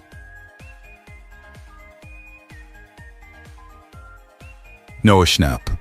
For years, Noah Schnapp lived a strange kind of double life, even if he didn't mean to. On screen, he was Will Byers, the quiet, sensitive kid from Stranger Things, trapped between dimensions, but more importantly, trapped inside himself. Audiences watched as Will navigated feelings he couldn't name, as he sat at the edge of every conversation, longing but never saying it out loud. Off-screen, the parallels felt too close for comfort. As Stranger Things exploded into one of Netflix's biggest global hits, the question started. Fans speculated, Reddit threads multiplied. Every glance at a male co-star, every awkward interview moment became internet debate fodder. Was it just Will, or was Noah hiding something too? For a long time, Noah stayed quiet, smiling at premieres, playing the good Netflix poster boy, letting the internet swirl around him. And honestly, who could blame him? Hollywood has never made it easy for young male stars to come out, especially when their entire image is built on fan love and marketable innocence. Then, in January 2023, without warning, Noah opened TikTok, hit record, and in 7 seconds, rewrote his narrative. No manager-approved statement, no carefully staged photo shoot, just Noah in a hoodie, lip-syncing to a trending sound, with the caption, "When I finally told my friends and family I was gay after being scared in the closet for 18 years, and all they said was, 'We know.'" And just like that, the internet exploded. But what made it different, what made it hit deeper, was the tone. It wasn't tearful. It wasn't dramatic. It wasn't a sit-down exclusive with a glossy magazine. It was funny, light, almost casual. Like saying, "I'm gay," was as normal as announcing your favorite pizza topping. And maybe that's why it mattered so much. For a generation raised on anxiety and identity politics, Noah gave queer kids permission to breathe, to smile, to not turn their coming out into a performance of pain. The impact was immediate. LGBTQ+ fans flooded TikTok with duets, reaction videos, and thank you posts. Entertainment media scrambled to cover the story but couldn't quite package it the way they used to with celebrity coming outs. Because Noah wasn't playing by Hollywood's old rules. He didn't wait for the perfect moment. He didn't script the perfect speech. He just existed. And that choice, to treat queerness as casual, joyful, and non-negotiable, hit harder than any primetime TV announcement ever could. Since then, Noah's been embracing every part of himself, showing up to Pride events, dropping playful jokes about boys in interviews, and living his life with a kind of open ease that feels refreshing and necessary. Casting directors are watching, young actors are taking notes, and maybe, just maybe, Hollywood is finally realizing audiences don't care if their favorite Netflix star is gay. They care if he's happy. So here's something to think about. What would happen if every young queer actor stopped waiting for permission and just took up space like Noah did? Would Hollywood finally follow their lead, or would the system get left behind?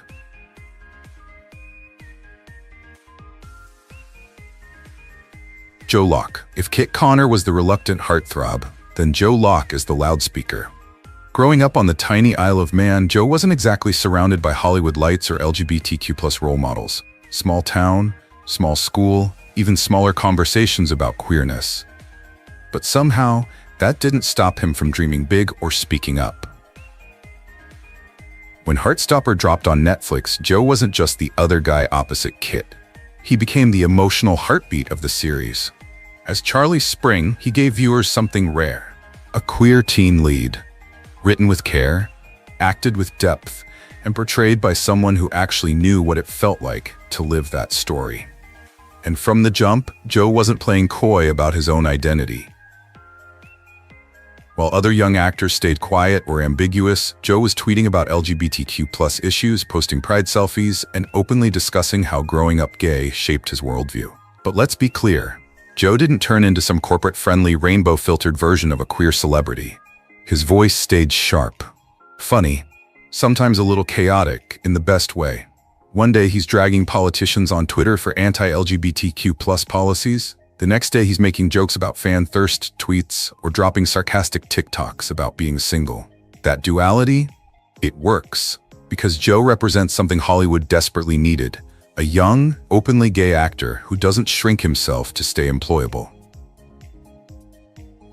In 2023, Marvel came knocking. Yup, Marvel. Joe landed a major role in Agatha Coven of Chaos, which means, while some studios still hesitate to cast openly gay men in major franchises, Joe's already breaking that ceiling and laughing on the way up. Meanwhile, his fan base, especially queer teens, has exploded. They don't just see him as a celebrity, they see him as proof that being young and out doesn't mean limiting your career. Joe's Instagram comments? Full of LGBTQ+ kids saying things like, "You made me feel seen for the first time. Because of you, I told my parents. Watching you live your truth makes me brave enough to start living mine." And honestly, what's more Hollywood defining than that? He's redefining what a young, gay leading man can look like, sound like, tweet like, and advocate like. He's not just booking roles, he's starting conversations. And in his own Gen Z way, he's proving that being unapologetically queer, outspoken, and even a little messy online isn't a career risk anymore. It's a career flex. So here's something to sit with. What happens when the loudest, proudest voices in young Hollywood stop asking for a seat at the table and just start building their own? Because with Joe Locke leading the charge, that reality doesn't seem too far off.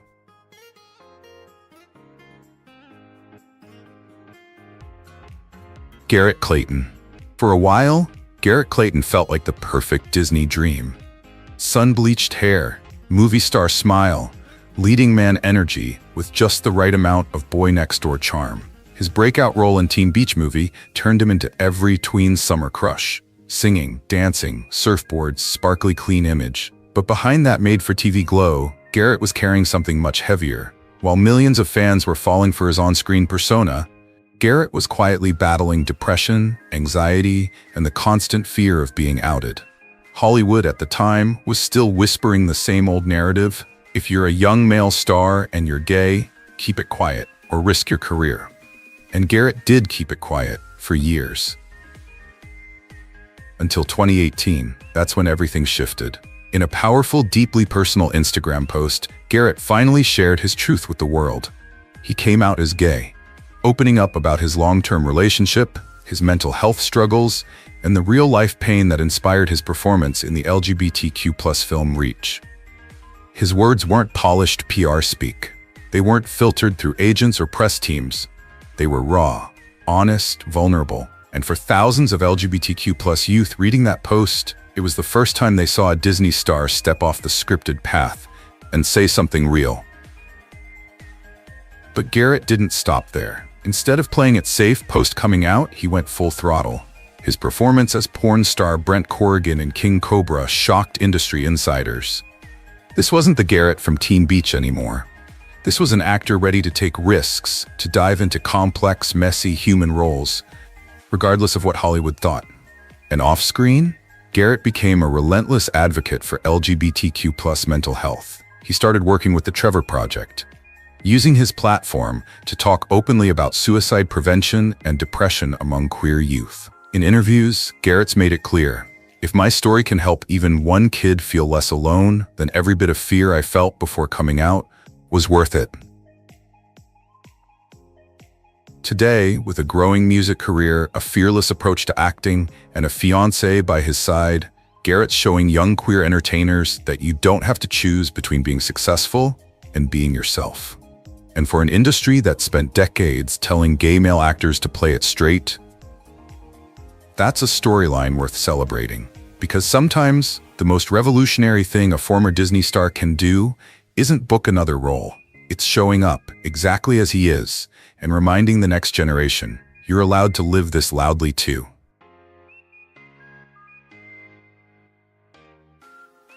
Zayn Phillips. If there's one thing Zayn Phillips isn't doing in Hollywood, it's blending in. Let's be real, before people knew his name, they definitely knew his body. Chiseled abs, perfect jawline. That effortless mix of brooding and flirtatious energy. When Fire Island dropped on Hulu, Zayn stole almost every scene he was in, just by walking into the frame. Playing the smug, shirtless, emotionally unavailable love interest, nailed it. Effortlessly. But here's the plot twist. For most of Hollywood history, guys who look like Zayn, they weren't allowed to be out. They were stuck playing the hyper-straight romantic leads, carefully curated, carefully closeted. Zayn said, "Nope, not doing that." Right from the start, he owned his identity. Proudly gay, loudly confident, no maybe not interviews, no cryptic Instagram captions, just full glorious visibility, paired with the kind of gym selfies that made the internet collectively forget how to breathe. And while fans first noticed him for his looks, they stayed for something else, his sense of humor, his charm. His refusal to play small in an industry that still sometimes expects gay actors to shrink themselves, both figuratively and literally. Scroll through Zayn's Twitter and you'll find memes, jokes about dating disasters, and the occasional post where he casually drops some LGBTQ+ commentary, like it's just another Tuesday. Because for him, being gay isn't something to hide or over-explain. It's just part of the vibe. And that vibe? It's changing how casting directors think. Zayn's now showing producers that you can be out, openly queer, and still play the hot guy. The lead, the romantic interest, the action role, all of it.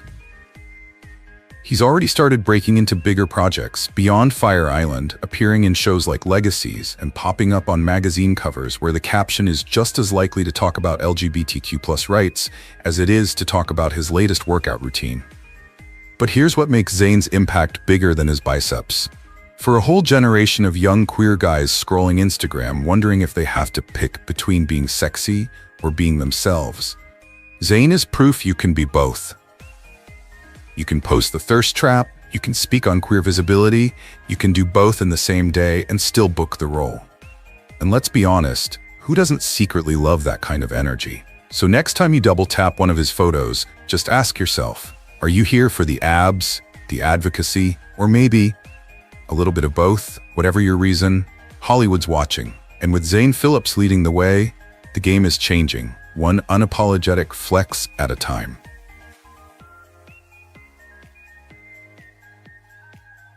Joshua Bassett. At first glance, Joshua Bassett's story looked like every other Disney success formula. A cute boy with a guitar, a breakout role in a hit series, viral TikToks, fan edits set to soft acoustic love songs. He was the face millions of teens pinned on their walls, the guy everyone shipped, the star of every daydream that ended with a perfect prom dance or a summer love confession. But here's what no one saw coming. That behind all the smiles and all the staged duets, Joshua was quietly unraveling. The pressure to be perfect, the internet dissecting every friendship, every lyric, every glance. Then came that now infamous 2021 interview. A casual, almost playful comment about Harry Styles. Just a few words, but they triggered something much bigger than a trending hashtag. Suddenly, the internet wasn't asking about Joshua's new single. They were asking, wait, is he? While fans speculated and tabloids spiraled, Joshua sat with it all, and when he finally spoke, there was no flashy announcement, no carefully crafted label, no big PR rollout, just one quiet, messy, deeply human sentence. I guess this is also my coming out video. And with that, Joshua stepped into one of the most unpredictable chapters of his life. What followed wasn't a victory lap. It was vulnerability, therapy sessions, panic attacks, nights where he wasn't sure if he could keep going, interviews where he teared up, songs that felt more like journal entries than radio hits. His EPs became survival soundtracks, not just for him, but for every LGBTQ+ fan sitting in their bedroom, replaying his lyrics, wondering if it was finally okay to feel all the things they'd buried for so long. Sad Songs in a Hotel Room wasn't just a title, it was a mood, a coping mechanism, a lifeline. And slowly, something shifted. Joshua started talking openly about mental health, about masculinity, about loving whoever you love, even when the world wants you to apologize for it. Then came his role in Better Nate Than Ever, a Disney movie centered around a queer kid chasing Broadway dreams. The kind of project Joshua himself admits he wishes existed when he was younger. His fan base evolved too, from casual pop listeners to a community of queer teens and 20-somethings who saw themselves in every shaky Instagram caption, every raw lyric, every unfiltered interview. And here's the thing. Joshua's story isn't about having the perfect coming out. It's about showing up for yourself, even when your voice shakes. Because in an industry still obsessed with polished personas, Joshua Bassett became something way more powerful, a reminder that healing looks different for everyone. So next time you hear one of his songs at 2 a.m., headphones in, lights off, and you catch yourself relating a little too hard, just know, you're not the only one listening for answers between the lyrics.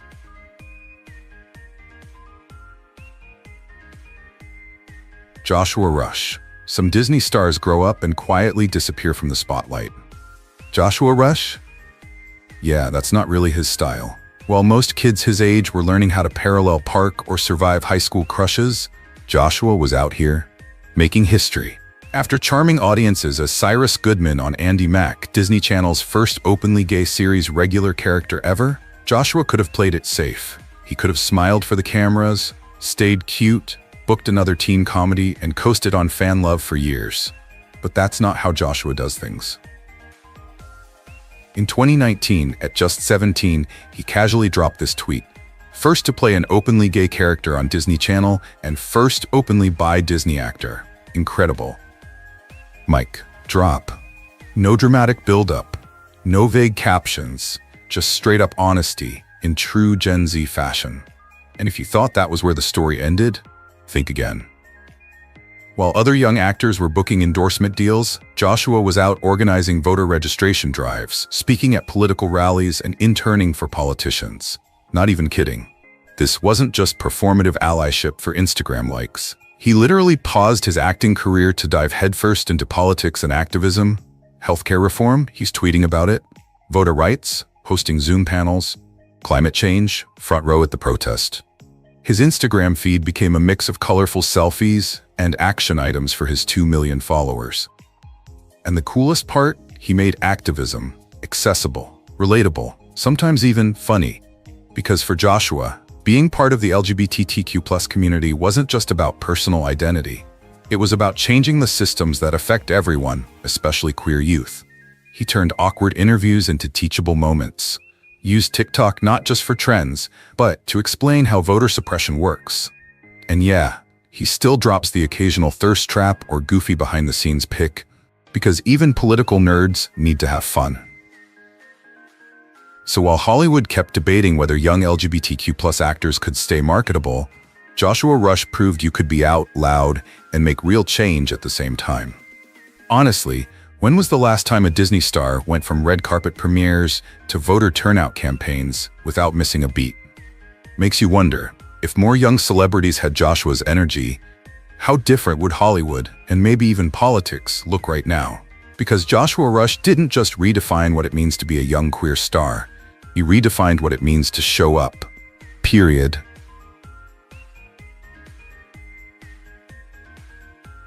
Miles Heiser. Some actors break through with loud headlines and viral moments. Miles Heiser? He did it with a whisper and a whole lot of emotional depth. From his early days as a child actor to his breakout role in 13 Reasons Why, Miles never fit the typical Hollywood young male star mold. No over-the-top PR stunts, no perfectly polished boy band smile. Just a quiet, thoughtful energy that somehow made you want to know more. And when he took on the role of Alex Standell in 13 Reasons Why, something clicked. Suddenly, here was this soft-spoken guy delivering one of the most emotionally layered performances on Netflix, tackling topics like mental health, trauma, and identity with a kind of raw honesty that felt different. Less scripted, more lived in. But it wasn't just the acting. Off-screen, Miles brought that same quiet realness to his personal life. There was no dramatic coming-out moment, no magazine cover, no tearful Instagram confession. Instead, it started with photos, a soft-lit picture with his boyfriend, a casual comment in an interview, a post about queer joy, dropped into a feed otherwise full of indie band recommendations and unfiltered selfies. And honestly, that felt revolutionary in its own way, because for so long, Hollywood has treated young gay actors like they had to choose: be out or be castable, be marketable or be authentic. Miles chose both. His role in Love, Simon, playing another queer teen navigating love and labels, felt like a natural extension of who he was becoming off-screen. And while some questioned whether openly gay actors could still land mainstream roles, Miles didn't engage in the discourse. He just kept showing up, kept working, kept living. And maybe that's why fans connect with him so deeply, because not every LGBTQ+ person wants to be the loudest voice in the room. Some want to exist quietly, safely, without explanation. And Miles gives them that blueprint. His Instagram isn't full of viral TikToks or overly polished pride campaigns. It's late-night selfies, soft lighting, friends hanging out in oversized hoodies, and the occasional lyric quote that makes you wonder, is he talking about someone specific, or is that just me overthinking at 2 a.m.? Either way, Miles isn't here to perform queerness for the camera. He's here to live it, in his own way, at his own pace, and on his own terms. And in a Hollywood obsessed with overexposure, that kind of quiet confidence might just be the loudest statement of all.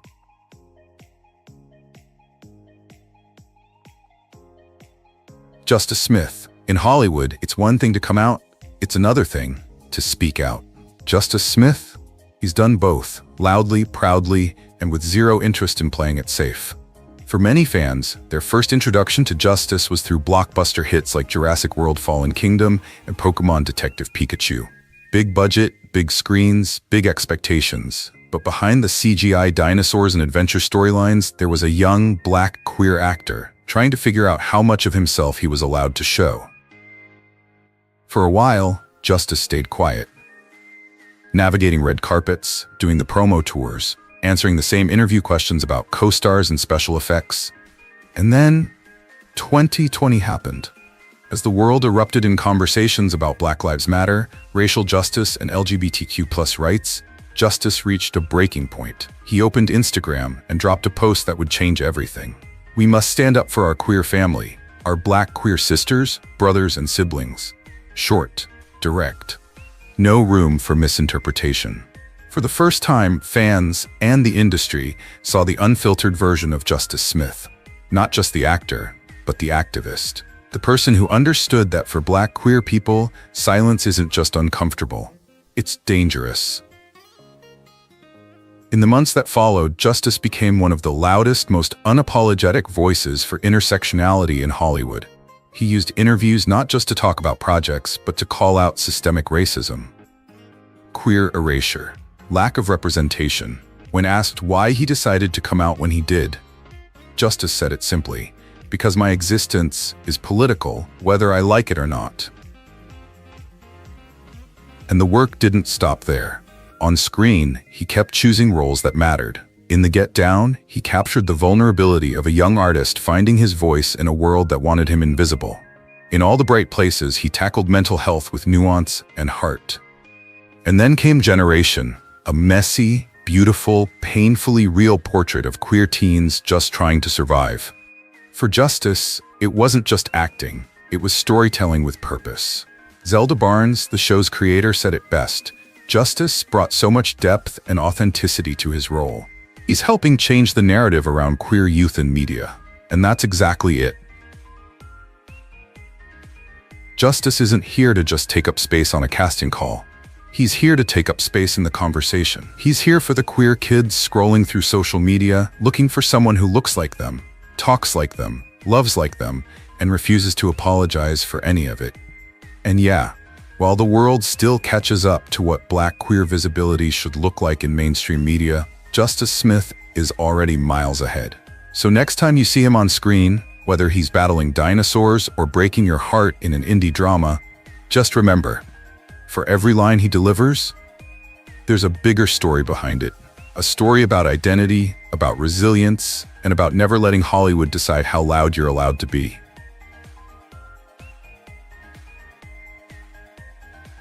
Lucas Cruikshank.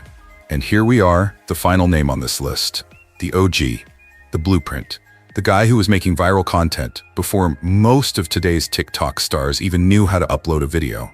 Lucas Cruikshank didn't just enter Hollywood, he crash-landed into pop culture, screaming at the top of his lungs, in the voice of a hyperactive 6-year-old named Fred Figglehorn. If you were anywhere near the internet in the late 2000s, you knew Fred, high-pitched, over-caffeinated, living in a chaotic suburban nightmare that somehow made millions laugh. But behind the scenes, Lucas was figuring out something a lot more real and a lot more personal. For years, while Fred Mania swept across YouTube and even got picked up by Nickelodeon, Lucas kept his private life, well, private. Fans speculated, rumors floated, but Lucas kept doing what he did best, making people laugh.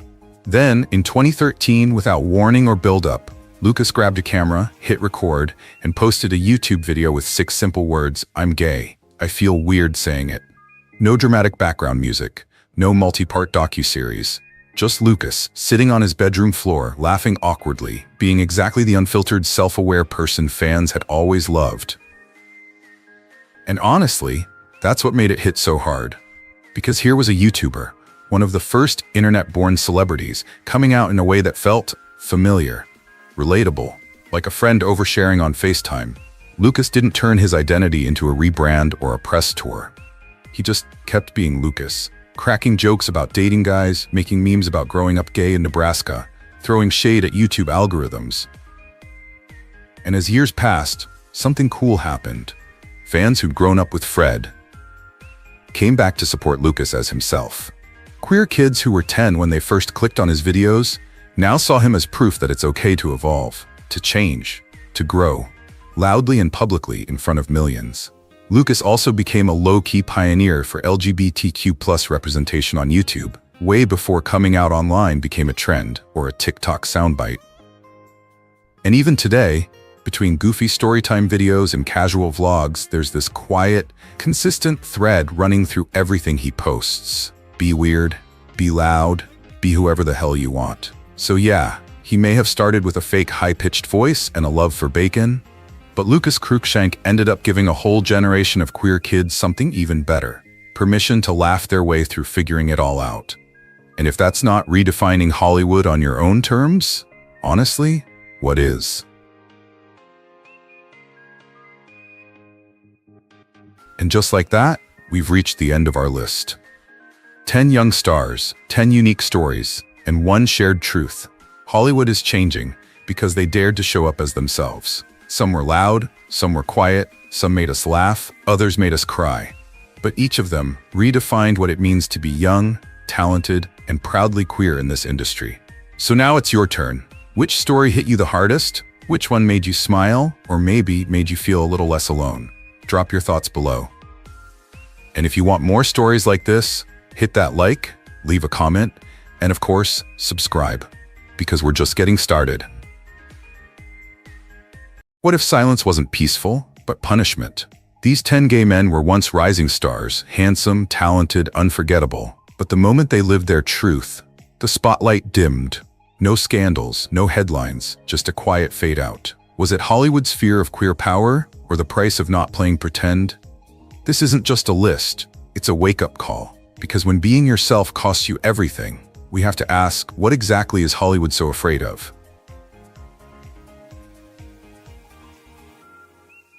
Max Emerson.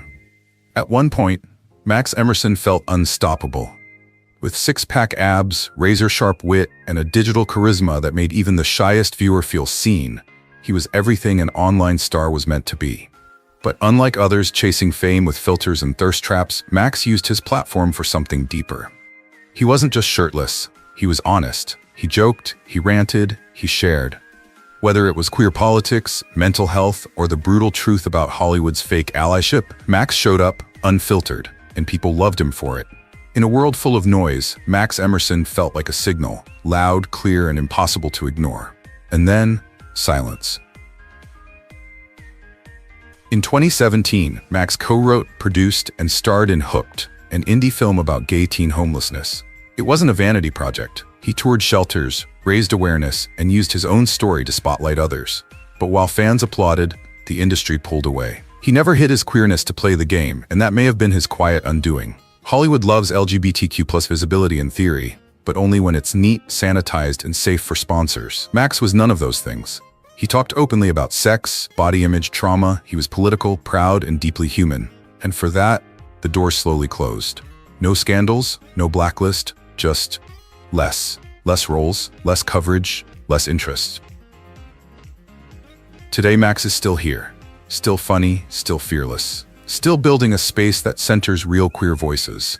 But the world that once flirted with his fame has ghosted him entirely. Maybe because Max didn't just want attention. He wanted change.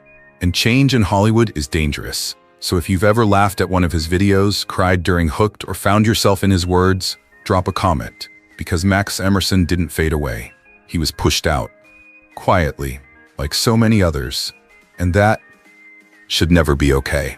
So the next time you scroll past an old clip of Max Emerson, or wonder why someone so bold, so magnetic seemed to disappear, remember this: he didn't fade out. He was edited out. And he wasn't the only one. Stick around, because what happened to Max was just the beginning.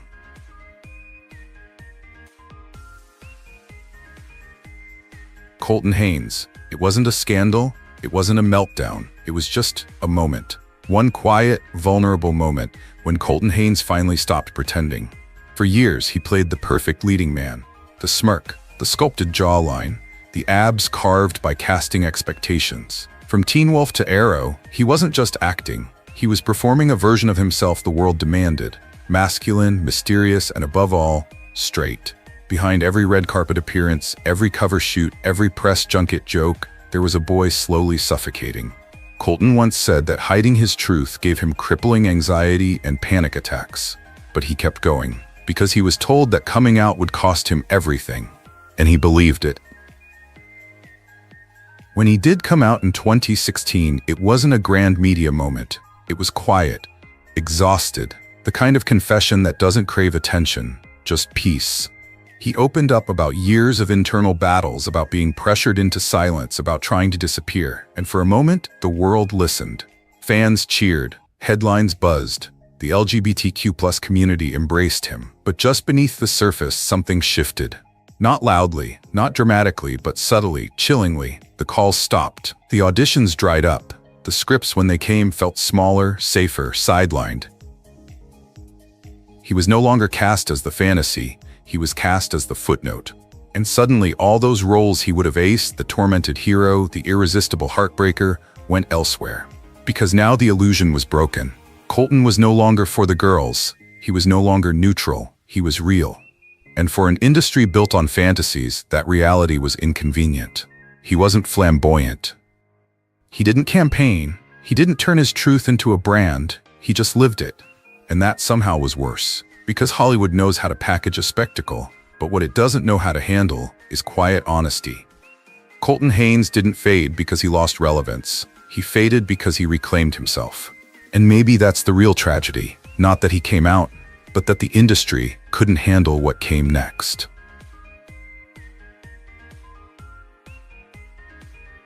Luke Evans. There are some faces you expect to see on a movie poster. Luke Evans had one of them. Chiseled, timeless, heroic. He was born to lead blockbusters: Dracula Untold, The Hobbit, Beauty and the Beast. On screen, he was bold, magnetic, impossible to look away from. Off screen, he was polite, private, and quietly open about being gay. And somehow that was the problem. Luke didn't hide. He also didn't shout. He never made a spectacle of his sexuality, but he never denied it. He simply lived. Authentically. Gracefully. as if Hollywood had finally evolved enough to let a man be both gay and a romantic lead. But it hadn't. Producers didn't slam doors in his face, they just stopped inviting him in. Slowly, the calls for big-budget films tapered off. Prestige dramas overlooked him. Even queer stories began casting safer options, usually straight men playing gay for applause. Because Luke was real. And real queerness, no matter how composed, still made executives nervous. He didn't play the victim. He didn't call it out. He kept working. Indie projects, side characters, stage roles. Once a leading man, now an outsider with quiet pride and even quieter heartbreak. He dated, yes, but discreetly. Paparazzi rarely caught him, and when they did, it was just a walk, a hand held, a glance exchanged. No scandal, no spectacle. Just a man refusing to sell his truth as a headline. There were whispers about long-term partners, maybe even plans for a family, but nothing was ever confirmed. Not because he was hiding, but because the world never bothered to ask. No People magazine spread, no red carpet frenzy, just the quiet grace of someone who lived honestly in an industry built on illusion. And still, the spotlight moved on. Because Luke Evans proved you can have the looks, the talent, the fans, but if you refuse to make your queerness palatable, Hollywood will shelve you like an expired trend. He didn't fade because he failed. He faded because he didn't fit the fantasy anymore. And in an industry that markets love on screen but punishes it off screen, Luke's silence wasn't his choice. It was theirs.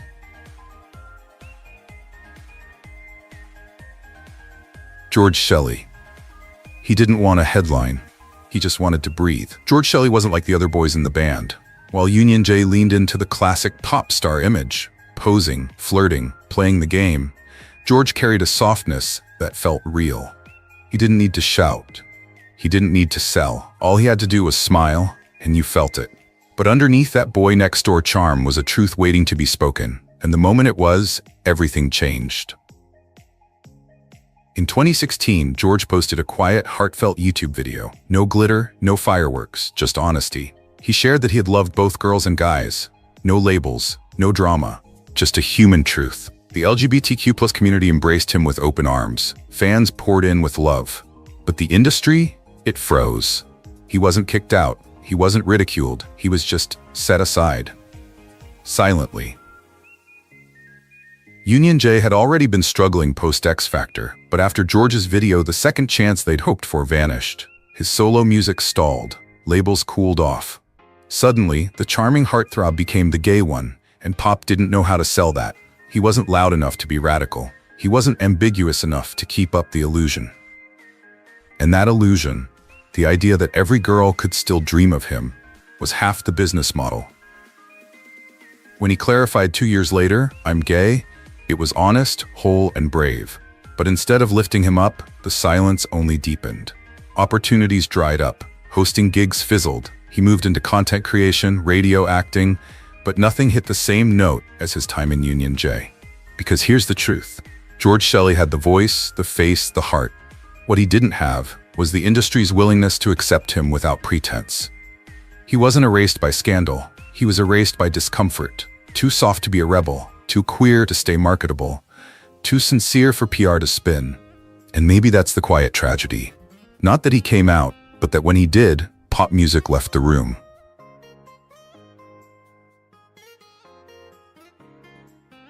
Wentworth Miller. There's a certain kind of silence that doesn't come from forgetting, but from choosing to be forgotten. Wentworth Miller knew that silence well. At the peak of his fame, he was everywhere. Prison Break turned him into a global icon, a brooding genius, ice-cold exterior, fire beneath. He didn't need loud lines or big gestures. He commanded every frame with a glance. His character, Michael Schofield, was calculated, unreadable, magnetic, and so was Wentworth himself. For years, he played the role, not just on screen but in life, a role the industry demanded. Straight, strong, silent. And he nearly broke trying to keep it. Behind the piercing stare was a man unraveling under pressure. Wentworth lived in fear, of tabloids, of questions, of being found out. In 2013, he shattered the illusion not through a PR interview, but a powerful letter declining to attend a Russian film festival, calling out its anti-LGBTQ+ laws. It was the first time he used the word. Gay. Not for applause, not for branding, but because the truth wouldn't wait anymore. And just like that, something shifted. He wasn't blacklisted, he wasn't dragged, he was simply ghosted. The roles dried up, the momentum stopped, not as punishment, but as abandonment.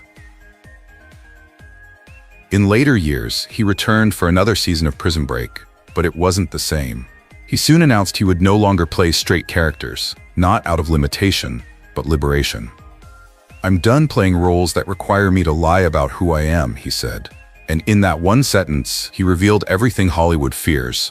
An actor no longer willing to be a product, no longer willing to be everyone else's fantasy at the cost of his own sanity. He became a writer, a speaker, an advocate for mental health, LGBTQ+ youth, and those struggling in silence.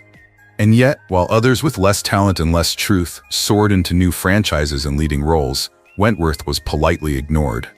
Because when a gay man looks like him, powerful, masculine, desirable, Hollywood doesn't know what to do. They either try to rebrand him or erase him. Wentworth refused both. He didn't fade, he escaped. From the closet, from the script, from the system that tried to cast him forever in a role that wasn't his. He may have walked away from the spotlight, but ask yourself this. Why was he only welcome as long as he kept pretending? And how many others are still trapped in a role that's slowly killing them?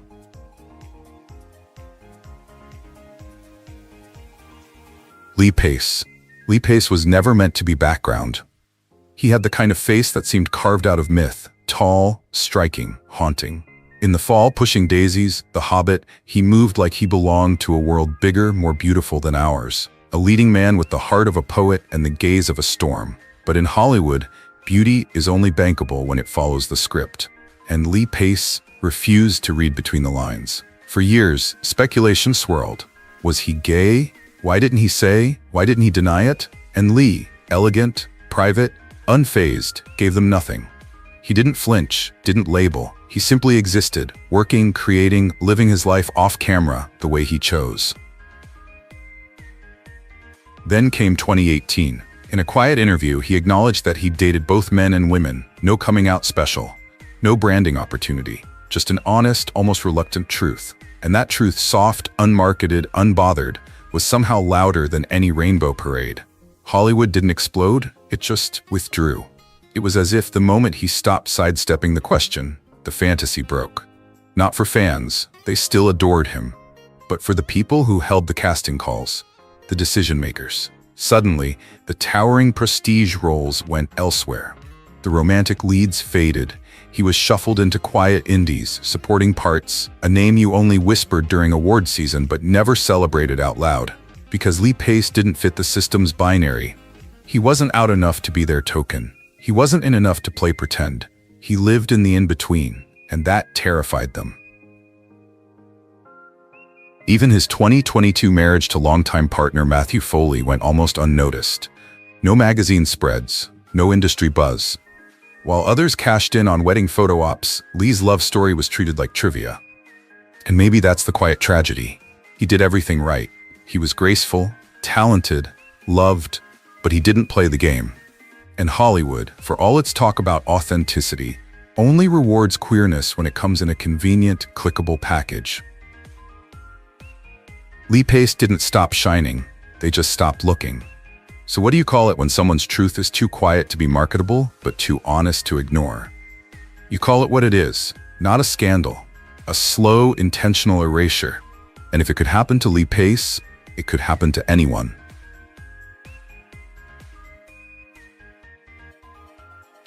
Kevin McHale. It's strange how a voice can linger longer than a face. Long after the final episode faded to black, after the cast moved on and the headlines dried up, one voice stayed. It wasn't the loudest, it wasn't the most flamboyant, but it was the one that cracked through silence and filled it with something soft, something steady, something human. That was Kevin McHale. As Artie Abrams in Glee, Kevin didn't dance across the stage like the others. He didn't get the flashiest romances or the most dramatic solos. He sat in a wheelchair, overlooked, underestimated, and when he opened his mouth to sing, everything else melted away. He wasn't just playing an underdog, he embodied one. Behind the scenes, Kevin was a real musician, a trained vocalist, a former member of the boy band NLT. He had the kind of talent that doesn't beg for attention, it earns it quietly. So when Glee ended in 2015, everyone assumed his career would naturally take off. The stage was set, he had millions of fans, charisma, discipline, and heart. But the industry didn't call. Not loudly, not at all. He wasn't cast in musicals, he wasn't offered rom-coms or sitcoms, he was just absent. Not because he disappeared, but because Hollywood never really saw him in the first place. In 2018, Kevin came out, not with drama or branding or a Netflix special, but with love, a tweet, a photo, a quiet acknowledgement that he was in a relationship with actor Austin McKenzie. It was wholesome, joyful, and unremarkable in the best way. But in a world where queerness is only valued when it's tortured, when it comes with trauma or spectacle, Kevin's peace was seen as a missed opportunity, not a celebration. He didn't cry on cue, he didn't fight to reclaim the mic, he just kept being himself. And for that, he was forgotten. He released music, stayed active online, connected with fans. But the offers that should have been his, the funny best friend, the quirky lead, the next musical breakout, never came. Because he didn't brand his truth, he didn't monetize his identity, he didn't market himself as the gay one. And Hollywood didn't know how to sell a story without a headline. Kevin didn't fade because he lacked talent. He faded because he refused to turn his life into a narrative for profit. So the next time you hear Artie sing and you feel something you can't explain, don't just call it nostalgia. Call it what it is. The sound of someone who gave everything and got nothing back. Not because he failed, but because he was too quiet to be marketable and too real to be rewritten.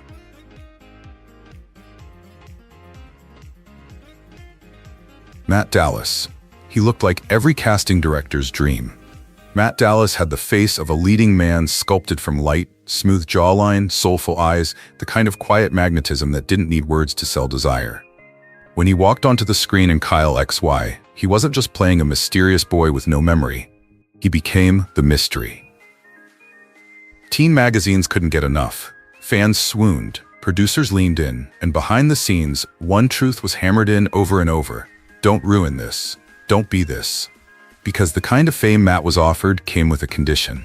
You can be everyone's fantasy, as long as you never admit who you actually are. He obeyed, for years. While gossip blogs speculated and forums whispered, Matt denied, deflected, smiled through it. He was seen dating women, doing press tours, playing coy in interviews where the truth sat in his throat like a stone. He wasn't lying to win roles. He was lying to survive. And for a while, it worked. But inside, something was breaking. Because fame means nothing when you can't be seen, and love feels like exile when you have to hide it in public. By the time Matt finally came out in 2013, the world had moved on. He wasn't the hot new thing anymore. Kyle XY was off the air. The heat had cooled. He did it anyway, bravely, quietly, announcing that he was gay, in love, engaged to musician Blue Hamilton. There was no PR strategy, no Netflix special. Just truth. And Hollywood responded with silence. No applause, no embrace, no roles. Only the thudding realization that when you stop selling the fantasy, you stop being invited to play. Because Matt didn't come out on their terms. When he was young, bankable, profitable. He came out on his terms when he had nothing left to lose. And in this industry, queerness that arrives too late isn't revolutionary. It's inconvenient. They didn't cancel him.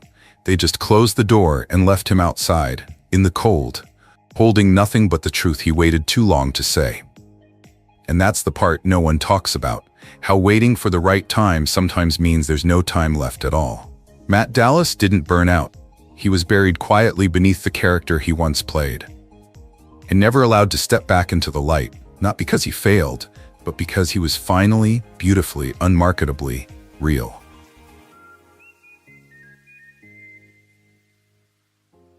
Andy Mientus. He wasn't built for the spotlight, but he earned it anyway. Andy Mientus never shouted for attention. He didn't fit the typical mold of a leading man, nor did he try. What he had was something harder to define, a presence.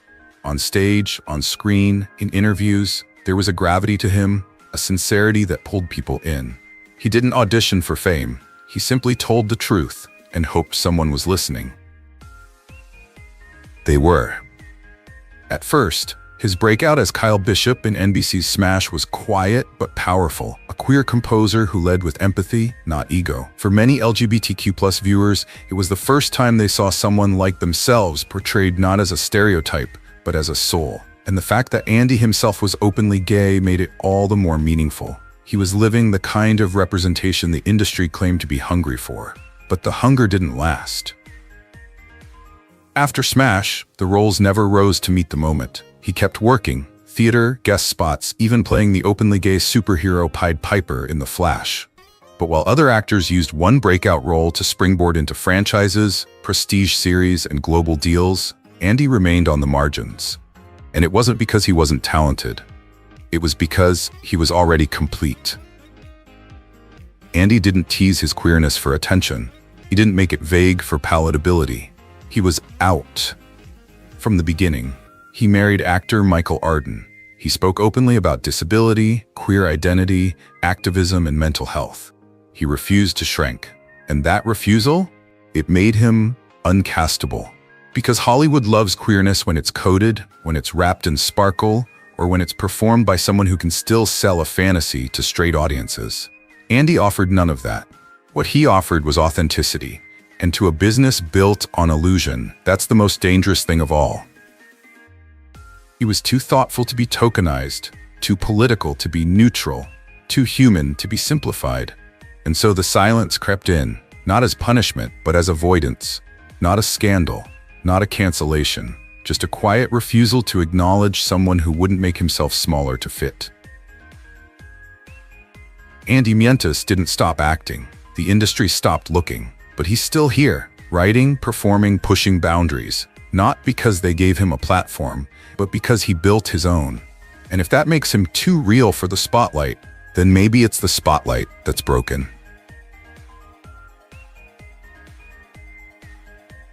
Jonathan Bennett.